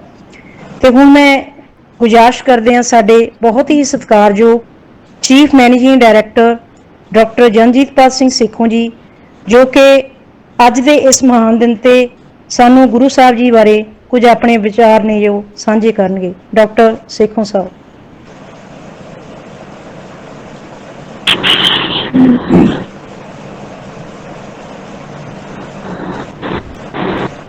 ਦੇਸ਼ ਵਿਦੇਸ਼ ਵਿੱਚ ਬੈਠੇ ਹੋਏ ਗੁਰੂ ਨਾਨਕ ਨਾਮ ਲੇਵਾ ਜਿੰਨੀਆਂ ਵੀ ਸੰਗਤਾਂ ਹੈ, ਮੈਂ ਸਾਰਿਆਂ ਦੇ ਨਾਲ ਗੁਰੂ ਦੀ ਫਤਿਹ ਸਾਂਝੀ ਕਰਦਾ ਹਾਂ। ਵਾਹਿਗੁਰੂ ਜੀ ਕਾ ਖਾਲਸਾ, ਵਾਹਿਗੁਰੂ ਜੀ ਕੀ ਫਤਿਹ। ਅੱਜ ਅਸੀਂ 9ਵੇਂ ਪਾਤਸ਼ਾਹ ਗੁਰੂ ਤੇਗ ਬਹਾਦਰ ਸਾਹਿਬ ਜੀ ਦਾ ਗੁਰਪੁਰਬ ਮਨਾ ਰਹੇ ਹਾਂ। ਸੋ ਸਾਰੀਆਂ ਹੀ ਸੰਗਤਾਂ ਨੂੰ ਮੈਂ ਬਹੁਤ ਵਧਾਈ ਦਿੰਦਾ। ਜਿਵੇਂ ਅੱਜ ਦੇ ਵੈਬੀਨਾਰ ਦੇ ਵਿੱਚ ਡਾਕਟਰ ਪਰਮਿੰਦਰ ਸਿੰਘ ਜੀ ਨੇ ਗੁਰੂ ਤੇਗ ਬਹਾਦਰ ਪਾਤਸ਼ਾਹ ਦੇ ਜੀਵਨੀ ਤੇ ਰੌਸ਼ਨੀ ਪਾਈ, ਉਹਨਾਂ ਦੇ ਬਾਰੇ ਗੱਲਾਂ ਸਾਂਝੀਆਂ ਕੀਤੀਆਂ, ਉਹਨਾਂ ਦੇ ਉਪਦੇਸ਼ ਸਭ ਕੁਝ ਸਾਂਝਾ ਕੀਤਾ। ਸੋ ਅਸੀਂ ਵਡਭਾਗੇ ਹਾਂ, ਅਸੀਂ ਕਿਸਮਤ ਵਾਲੇ ਹਾਂ ਕਿ ਜਿਨ੍ਹਾਂ ਦਾ ਜਨਮ, ਜਿਸ ਕੌਮ ਦਾ ਜਿਹੜਾ ਜਨਮ ਹੈ ਗੁਰੂ ਗੋਬਿੰਦ ਸਿੰਘ ਪਾਤਸ਼ਾਹ ਜੀ ਨੇ ਖਾਲਸਾ ਸਿਰਜ ਕੇ ਕੀਤਾ। ਸੋ ਅੱਜ ਦੇ ਸਮੇਂ ਦੇ ਵਿੱਚ ਜੋ ਮਹਾਮਾਰੀ ਕਰੋਨਾ ਨਾਮ ਦੀ ਮਹਾਮਾਰੀ ਫੈਲੀ ਹੋਈ ਹੈ, ਇਸੇ ਹੀ ਤਰ੍ਹਾਂ ਸਾਡੇ 8ਵੇਂ ਪਾਤਸ਼ਾਹ ਗੁਰੂ ਹਰਗੋਬਿੰਦ ਪਾਤਸ਼ਾਹ ਦੇ ਸਮੇਂ ਤੇ ਪਲੇਗ ਦੀ ਬਿਮਾਰੀ ਹੋਈ ਸੀ, ਤੇ ਜਿਸ ਵਿੱਚ 8ਵੇਂ ਪਾਤਸ਼ਾਹ ਨੇ ਉਸ ਸਮੇਂ ਦੇ ਜੋ ਵੀ ਨਿਮਾਣੇ ਨਤਾਣੇ ਜੋ ਵੀ ਮਰੀਜ਼ ਸੀ ਉਹਨਾਂ ਦੀ ਸੇਵਾ ਕੀਤੀ ਤੇ ਅਖੀਰ ਵਿੱਚ ਉਹ ਸੇਵਾ ਕਰਦੇ ਕਰਦੇ ਜੋਤੀ ਜੋਤ ਸਮਾ ਗਏ। ਸੋ ਮੈਂ ਨਿੱਜੀ ਤੌਰ ਤੇ ਇਸ ਪੱਖ ਤੇ ਸਮਝਦਾ ਹਾਂ ਕਿ ਅੱਜ ਚਾਹੇ ਟੈਕਨੋਲੋਜੀ ਨੇ ਜਿੰਨੀ ਵੀ ਤਰੱਕੀ ਕਰ ਲਈ ਹੈ, ਅੱਜ ਤੋਂ ਥੋੜਾ ਜਿਹਾ ਸਾਲ ਅਸੀਂ ਅਗਰ ਪਿੱਛੇ ਚੱਲ ਕੇ ਦੇਖਦੇ ਹਾਂ, ਮੇਰਾ ਮਤਲਬ ਆਪਾਂ ਅਗਰ ਪਿਛਲੇ ਸਾਲ ਜਨਵਰੀ ਫਰਵਰੀ ਦੀ ਗੱਲ ਕਰੀਏ ਜਦੋਂ ਇਹ ਕਰੋਨਾ ਮਹਾਮਾਰੀ ਸਟਾਰਟ ਹੋਈ ਸੀ, ਸੋ ਉਸ ਵੇਲੇ ਸਾਨੂੰ ਇਹ ਲੱਗਦਾ ਸੀਗਾ ਕਿ ਸਾਡੇ ਬਿਨਾਂ ਤਾਂ ਕਿਤੇ ਦੁਨੀਆ ਹੀ ਖੜ ਜੂਗੀ। ਜਿਵੇਂ ਪਵਨ ਗੁਰੂ ਪਾਣੀ ਪਿਤਾ ਮਾਤਾ ਧਰਤ ਮਹਤ ਗੁਰਬਾਣੀ ਦੇ ਵਿੱਚ ਵੀ ਪਾਤਸ਼ਾਹ ਨੇ ਕਿਹਾ। ਅੱਜ ਅਸੀਂ ਦੇਖਦੇ ਹਾਂ ਕਿ ਅਸੀਂ ਇਸ ਪਵਿੱਤਰ ਪਾਣੀ ਨੂੰ, ਪਵਿੱਤਰ ਧਰਤੀ ਨੂੰ, ਪਵਿੱਤਰ ਹਵਾ ਨੂੰ ਦੂਸ਼ਿਤ ਕਰ ਦਿੱਤਾ ਸੀ। ਇੰਨਾ ਕਹਿਣ ਕਹਾਉਣ ਸਮਝਾਉਣ ਦੇ ਬਾਵਜੂਦ ਵੀ ਆਪਾਂ ਦੇਖਦੇ ਸੀ ਤਾਂ ਅਨੇਕਾਂ ਲੱਖਾਂ ਕਰੋੜਾਂ ਜਹਾਜ਼ ਇਸ ਅਸਮਾਨ ਤੇ ਫਿਰਦੇ ਸੀ, ਲੱਖਾਂ ਕਰੋੜਾਂ ਅਰਬਾਂ ਗੱਡੀਆਂ ਦੂਸ਼ਿਤ ਧੂਆਂ ਛੱਡ ਰਹੀਆਂ ਸੀ, ਪਰ ਉਸ ਦਾ ਕੋਈ ਹੱਲ ਨਹੀਂ ਸੀ ਹੋ ਰਿਹਾ। ਚਾਹੇ ਸਾਡੀ ਜਿੰਨੀ ਵੀ ਟੈਕਨੋਲੋਜੀ ਨੇ ਤਰੱਕੀ ਕੀਤੀ, ਅਵੇਅਰਨੈਸ ਵੀ ਦਿੱਤੀ, ਪਰ ਇਨਸਾਨ ਦੀ ਜਿਹੜੀ ਚਾਲ ਹੈ ਉਹ ਦਿਨ ਬ ਦਿਨ ਵੱਧਦੀ ਜਾਂਦੀ ਸੀ। ਸੋ ਕਦੇ-ਕਦੇ ਮੈਨੂੰ ਲੱਗਦਾ ਕਿ ਜਦੋਂ ਬੰਦਾ ਨਾ ਸਮਝੇ, ਫਿਰ ਪ੍ਰਮਾਤਮਾ ਨੂੰ, ਵਾਹਿਗੁਰੂ ਨੂੰ ਆਪ ਕਿਤੇ ਨਾ ਕਿਤੇ ਵਰਤਣਾ ਪੈਂਦਾ। ਸੋ ਮਾੜੇ ਸਮੇਂ ਦੇ ਵਿੱਚ ਵੀ ਸਾਨੂੰ ਇਹ ਦੇਖਣਾ ਚਾਹੀਦਾ ਕਿ ਸਾਨੂੰ ਕੁਛ ਨਾ ਕੁਛ ਸਿੱਖਿਆ ਦੇਣ ਵਾਸਤੇ ਜਾਂ ਸਾਨੂੰ ਕੋਈ ਸੇਧ ਦੇਣ ਵਾਸਤੇ ਪ੍ਰਮਾਤਮਾ ਨੇ, ਵਾਹਿਗੁਰੂ ਨੇ ਇਹ ਵਰਤਾਰਾ ਵਰਤਾਇਆ। ਅੱਜ ਦੇਖੋ ਅਸੀਂ ਆਪਣੇ ਘਰਾਂ ਦੇ ਵਿੱਚ ਕੈਦ ਹੋ ਕੇ ਬਹਿ ਗਏ ਹਾਂ। ਸਾਡੇ ਕਈ ਸ਼ਹਿਰਾਂ ਦੇ ਵਿੱਚ ਲਾਸ਼ਾਂ ਦੇ ਸੰਸਕਾਰ ਕਰਨ ਵਾਸਤੇ ਥਾਂ ਨਹੀਂ ਮਿਲ ਰਹੀ, ਜਗ੍ਹਾ ਨਹੀਂ ਮਿਲ ਰਹੀ। ਸੋ ਅੱਜ ਸਾਰੀ ਦੀ ਸਾਰੀ ਦੁਨੀਆ ਉੱਥੇ ਖੜ ਗਈ ਹੈ। ਸੋ ਇਹ ਵੀ ਇੱਕ ਵਾਹਿਗੁਰੂ ਦਾ ਹੁਕਮ ਹੈ, ਸਾਨੂੰ ਉਸ ਹੁਕਮ ਤੋਂ ਸੇਧ ਲੈਣੀ ਚਾਹੀਦੀ ਹੈ। ਬਾਕੀ ਮੇਰਾ ਨਿੱਜੀ ਤੌਰ ਤੇ ਮੈਨੂੰ ਇਹ ਲੱਗਦਾ ਕਿ ਜਿੱਦਾਂ ਵਾਹਿਗੁਰੂ ਦੀ ਰਜ਼ਾ ਹੋਈ, ਉਹ ਅੱਜ ਹੋਵੇ, ਉਹ ਕੱਲ ਹੋਵੇ, ਉਹ ਪਰਸੋਂ ਹੋਵੇ, ਜਦੋਂ ਵੀ ਉਹਦੀ ਰਜ਼ਾ ਹੋਈ ਤੇ ਇਹ ਸਾਰਾ ਕੁਝ ਆਮ ਜੀਵਨ ਵਾਂਗ ਹੋ ਜਾਣਾ। ਸੋ ਗੁਰੂ ਨੌਵੇਂ ਪਾਤਸ਼ਾਹ ਜੋ ਸਭੇ ਸਾਂਝੀਵਾਲਤਾ ਦਾ ਜਿਨ੍ਹਾਂ ਨੇ ਉਪਦੇਸ਼ ਦਿੱਤਾ, ਅਸੀਂ ਵਡਭਾਗੇ ਹਾਂ ਕਿ ਅਸੀਂ ਇਸ ਕੌਮ ਦੇ ਵਿੱਚ ਜਨਮ ਲਿਆ ਹੈਗਾ, ਜਿਸ ਕੌਮ ਅੱਜ ਦੀ ਤਰੀਕ ਦੇ ਵਿੱਚ ਅਗਰ ਆਪਾਂ ਦੇਖਦੇ ਹਾਂ ਦਵਾਈਆਂ ਦੇ ਲੰਗਰ ਲਾਏ ਜਾ ਰਹੇ ਆ, ਆਕਸੀਜਨਾਂ ਦੇ ਲੰਗਰ ਲਾਏ ਜਾ ਰਹੇ ਆ। ਜਿੱਥੇ ਵੀ ਕੋਈ ਵੀ ਦੁਨੀਆ ਭਰ ਦੇ ਵਿੱਚ ਕਿਤੇ ਵੀ ਕੋਈ ਪ੍ਰਕੋਪੀ ਹੁੰਦੀ ਆ ਤਾਂ ਸਾਡੀ ਕੌਮ ਦੇ ਯੋਧੇ ਸਭ ਤੋਂ ਅੱਗੇ ਖੜੇ ਹੁੰਦੇ ਆ। ਸੋ ਵਾਹਿਗੁਰੂ ਅੱਗੇ ਅਰਦਾਸ ਹੈ, ਸੱਚੇ ਪਾਤਸ਼ਾਹ ਅੱਗੇ ਅਰਦਾਸ ਹੈ ਕਿ ਵਾਹਿਗੁਰੂ ਸੱਚੇ ਪਾਤਸ਼ਾਹ ਆਪ ਹੀ ਇਸ ਮਹਾ ਬਿਮਾਰੀ ਨੂੰ ਖਤਮ ਕਰਨ ਤੇ ਇੱਕ ਖੁਸ਼ਹਾਲ ਜੀਵਨ ਅਸੀਂ ਸਾਰੇ ਜਿਉਈਏ। ਸੋ ਦੁਬਾਰਾ ਮੈਂ ਫਿਰ ਸਾਰੀ ਹੀ ਸਾਡੀ ਵੈਬੀਨਾਰ ਦੀ team, specially doctor Ajitpal Singh, ਇਹਨਾਂ ਨੂੰ ਵਧਾਈ ਦਿੰਦਾ ਹੈ ਜਿਨ੍ਹਾਂ ਨੇ ਕਿ ਨੌਵੇਂ ਪਾਤਸ਼ਾਹ ਦੇ ਗੁਰਪੁਰਬ ਦੇ ਸਬੰਧ ਦੇ ਵਿੱਚ ਇਹ ਵੈਬੀਨਾਰ ਅਰੇਂਜ ਕੀਤਾ। ਸੋ ਸਾਰੀਆਂ ਹੀ ਸੰਗਤਾਂ ਨੂੰ ਨਾਨਕ ਨਾਮ ਲੇਵਾ, ਜੋ ਵੀ ਦੁਨੀਆ ਭਰ ਦੀਆਂ ਸੰਗਤਾਂ ਇਸ ਵਿੱਚ ਪਾਰਟਿਸਿਪੇਟ ਕਰ ਰਹੀਆਂ, ਉਹਨਾਂ ਨੂੰ ਮੈਂ ਬਹੁਤ ਬਹੁਤ ਵਧਾਈ ਦਿੰਦਾ ਤੇ ਸੱਚੇ ਪਾਤਸ਼ਾਹ ਦੇ ਉਪਦੇਸ਼ ਦੇ ਚੱਲਣ ਲਈ ਬੇਨਤੀ ਕਰਦਾ ਕਿ ਆਪਾਂ ਰਲ ਮਿਲ ਕੇ ਕੋਸ਼ਿਸ਼ ਕਰੀਏ ਜਿੰਨੇ ਵੀ ਕਦਮ ਆਪਾਂ ਉਹਨਾਂ ਦੇ ਦਰਸਾਏ ਮਾਰਗ ਤੇ ਚੱਲ ਸਕੀਏ। ਵਾਹਿਗੁਰੂ ਜੀ ਕਾ Khalsa, Waheguru ji. Thank you doctor Janjitpal Singh Sekhon ਜੀ।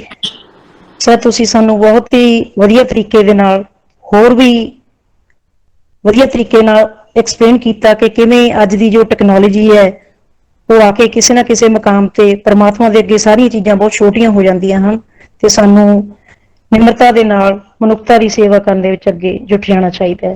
ਹੁਣ ਮੇਰੀ ਗੁਜ਼ਾਰਿਸ਼ ਹੈ ਸਾਡੇ managing director engineer Jarmanjit Singh Sandhu ji ਨੂੰ ਕਿ ਉਹ ਵੀ ਆਪਣੇ ਵਿਚਾਰ ਪੇਸ਼ ਕਰਨ। ਮੈਂ Jarmanjit Singh Sandhu, managing director AIMS, ਮੈਂ ਸਾਰਿਆਂ ਨੂੰ ਵੈਲਕਮ ਕਰਦਾ ਇਸ ਵੈਬੀਨਾਰ ਤੇ ਖਾਸ ਤੌਰ ਤੇ ਡਾਕਟਰ ਪਰਮਿੰਦਰ ਨੂੰ ਜਿਨ੍ਹਾਂ ਨੇ ਆਪਣਾ ਕੀਮਤੀ ਸਮਾਂ ਕੱਢ ਕੇ ਨੌਵੇਂ ਪਾਤਸ਼ਾਹ ਦੇ ਜੀਵਨੀ ਤੇ ਚਾਨਣ ਪਾਇਆ। ਮੋਰਓਵਰ ਮੈਂ ਅਰਦਾਸ ਕਰਦਾ ਜੋ ਅੱਜ ਸਮਾਂ ਚੱਲ ਰਿਹਾ ਕੋਵਿਡ ਦਾ, ਆਪਾਂ ਸਾਰੇ ਰਲ ਮਿਲ ਕੇ ਅਰਦਾਸ ਕਰੀਏ ਕਿ ਇਹ ਜੋ ਮਹਾਮਾਰੀ ਹੈ ਇਹ ਜਲਦੀ ਤੋਂ ਜਲਦੀ ਜਾਵੇ ਤੇ ਚੀਜ਼ਾਂ ਨਾਰਮਲਾਈਜ਼ ਹੋਣ। ਤੇ ਇਹ ਬਹੁਤ ਵਧੀਆ ਵੈਬੀਨਾਰ ਸੀ। ਆਪਾਂ ਨੂੰ ਗੁਰੂ ਸਾਹਿਬ ਦੇ ਜੀਵਨ ਤੋਂ ਬਹੁਤ ਸਿੱਖਿਆ ਲੈਣੀ ਚਾਹੀਦੀ ਹੈ ਤੇ ਮੈਂ ਉਮੀਦ ਕਰਦਾ ਕਿ ਆਪਾਂ ਇਹ ਸਾਰੇ ਡਾਕਟਰ ਪਰਮਿੰਦਰ ਨੇ ਜੋ ਗੱਲਾਂ ਆਖੀਆਂ ਉਹਨਾਂ ਤੇ ਅਮਲ ਕਰਾਂਗੇ ਤੇ ਆਪਣੇ ਜੀਵਨ 'ਚ ਇਹਨਾਂ ਚੀਜ਼ਾਂ ਨੂੰ ਲੈ ਕੇ ਆਵਾਂਗੇ। ਇੱਕ ਵਾਰ ਫਿਰ ਮੈਂ ਸਾਰੇ ਹੀ ਪਾਰਟਿਸਪੈਂਟਸ ਦਾ ਬਹੁਤ ਬਹੁਤ ਧੰਨਵਾਦ ਕਰਦਾ ਜਿਨ੍ਹਾਂ ਨੇ ਆਪਣਾ ਸਮਾਂ ਕੱਢ ਕੇ ਇਸ ਵੈਬੀਨਾਰ 'ਚ ਸ਼ਿਰਕਤ ਕੀਤੀ ਤੇ ਵਨਸ ਅਗੇਨ ਸਾਰਿਆਂ ਨੂੰ ਗੁਰੂ ਤੇਗ ਬਹਾਦਰ ਸਾਹਿਬ ਦੇ ਗੁਰਪੁਰਬ ਦੀ ਬਹੁਤ ਬਹੁਤ ਵਧਾਈ ਹੋਵੇ।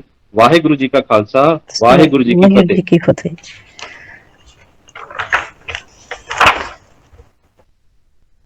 Thank you sir.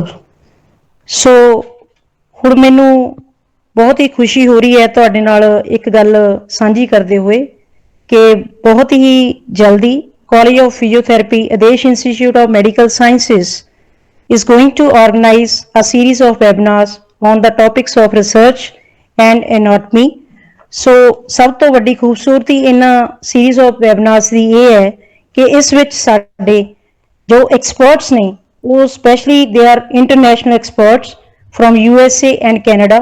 So this is my humble request to all the dignitaries, to all the participants to must join those series of webinars. And most important thing about these webinar is that there will be the live dissections, live demonstrations. So I request you all to must attend. That will be going to become a fabulous event of Adesh Institute of Medical Sciences. So ਇਸ ਦੇ ਨਾਲ ਹੀ ਕੁਝ ਸਾਡੇ ਪਤਵੰਤੇ ਸੱਜਣ ਜਿਨ੍ਹਾਂ ਦੇ ਮੈਥੋਂ ਨਾਮ ਸਟਾਰਟਿੰਗ ਦੇ ਵਿੱਚ ਲਏ ਨਹੀਂ ਗਏ ਸੀ, ਉਹਨਾਂ ਦੇ ਵਿੱਚੋਂ ਸਾਡੇ ਨਾਲ ਜੁੜੇ ਸੀ, ਨਾਲ ਬੈਠੇ ਹਨ ਸਰਦਾਰ ਕੁਲਵੰਤ ਸਿੰਘ ਜੀ ਤੇ madam Kushanpreet Kaur, principal Malwa college of nursing, madam Kulwinder Kaur. So ਅਸੀਂ ਬਹੁਤ ਹੀ ਧੰਨਵਾਦ ਕਰਦੇ ਹਾਂ। ਹੋਰ ਜਿਹੜੇ ਗੈਸਟ ਜਿਨ੍ਹਾਂ ਦਾ ਮੈਥੋਂ ਨਾਮ ਨਹੀਂ ਲੈ ਗਿਆ, ਉਹਨਾਂ ਦਾ ਅਸੀਂ ਬਹੁਤ ਧੰਨਵਾਦ ਕਰਦੇ ਹਾਂ ਕਿ ਉਹਨਾਂ ਨੇ ਆਪਣੇ ਕੀਮਤੀ ਸਮੇਂ ਦੇ ਵਿੱਚੋਂ ਸ਼੍ਰੀ ਗੁਰੂ ਤੇਗ ਬਹਾਦਰ ਜੀ ਦੀ ਲਸਾਨੀ ਸ਼ਹਾਦਤ ਤੇ ਉਹਨਾਂ ਦੇ ਜਨਮ ਪ੍ਰਕਾਸ਼ ਪੁਰਬ ਨੂੰ ਯਾਦ ਕਰਦੇ ਹੋਏ ਸਾਰੀਆਂ ਚੀਜ਼ਾਂ ਦੀ ਜੋ ਵਿਸਤਾਰਪੂਰਵਕ ਜਾਣਕਾਰੀ ਲੈਣ ਲਈ ਇਸ ਵੈਬੀਨਾਰ ਨੂੰ ਜੁਆਇਨ ਕੀਤਾ ਹੈ। ਬਹੁਤ ਹੀ ਧੰਨਵਾਦੀ ਹਾਂ। ਅੰਤ ਵਿੱਚ ਮੈਨੂੰ ਬਹੁਤ ਹੀ ਖੁਸ਼ੀ ਹੋ ਰਹੀ ਹੈ ਕਿ ਇਸ ਪ੍ਰੋਗਰਾਮ ਦੇ ਸਿਰਜਣਹਾਰ ਦਾ ਸਿਹਰਾ ਜੋ ਮੈਂ ਦਿੰਦੀ ਹਾਂ ਉਹਨੇ doctor Ajitpal Singh ji, director academics AIIMS ਸ਼੍ਰੀ ਮੁਕਤਸਰ ਸਾਹਿਬ, ਜਿਨ੍ਹਾਂ ਦੀਆਂ ਕਾਊਂਟਲੈਸ ਐਫਰਟਸ ਦੇ ਸਦਕਾ ਅੱਜ ਸਾਨੂੰ ਮੌਕਾ ਮਿਲਿਆ ਹੈ ਤੁਹਾਡੇ ਸਾਰਿਆਂ ਦੇ ਰੂਬਰੂ ਹੋਣ ਦਾ। Thank you so much doctor Ajitpal Singh ji. Waheguru ਤੁਹਾਨੂੰ ਚੜ੍ਹਦੀ ਕਲਾ ਬਖਸ਼ੇ। ਤੇ ਹੁਣ ਇਸ ਦੇ ਨਾਲ ਹੀ ਇਸ ਪ੍ਰੋਗਰਾਮ ਦੀ ਸਮਾਪਤੀ ਕਰਦੇ ਹਾਂ। ਧੰਨ ਧੰਨ ਸ਼੍ਰੀ ਗੁਰੂ ਤੇਗ ਬਹਾਦਰ ਜੀ ਦੇ ਪ੍ਰਕਾਸ਼ ਪੁਰਬ ਦੀ ਸਾਰੀ ਸਾਧ ਸੰਗਤ ਨੂੰ ਲੱਖ ਲੱਖ ਵਧਾਈ। ਵਾਹਿਗੁਰੂ ਜੀ ਕਾ ਖਾਲਸਾ, ਵਾਹਿਗੁਰੂ ਜੀ ਕੀ ਫਤਿਹ। Here I just want to add something before you leave. There will be e-certificates for this webinar that will be sent you soon. So soon I will share one link from the Google form. So you will fill that form so that whatever the events we will are going to organize in the near future, you will get all the information. So you must place all the information correctly into that, especially your WhatsApp number along with your email IDs. Once again, on behalf of the management, student and staff of Adesh Institution of Medical Sciences, Sri Muktsar Sahib, I thank you, all of you. Hope to meet you soon again. Thank you so much.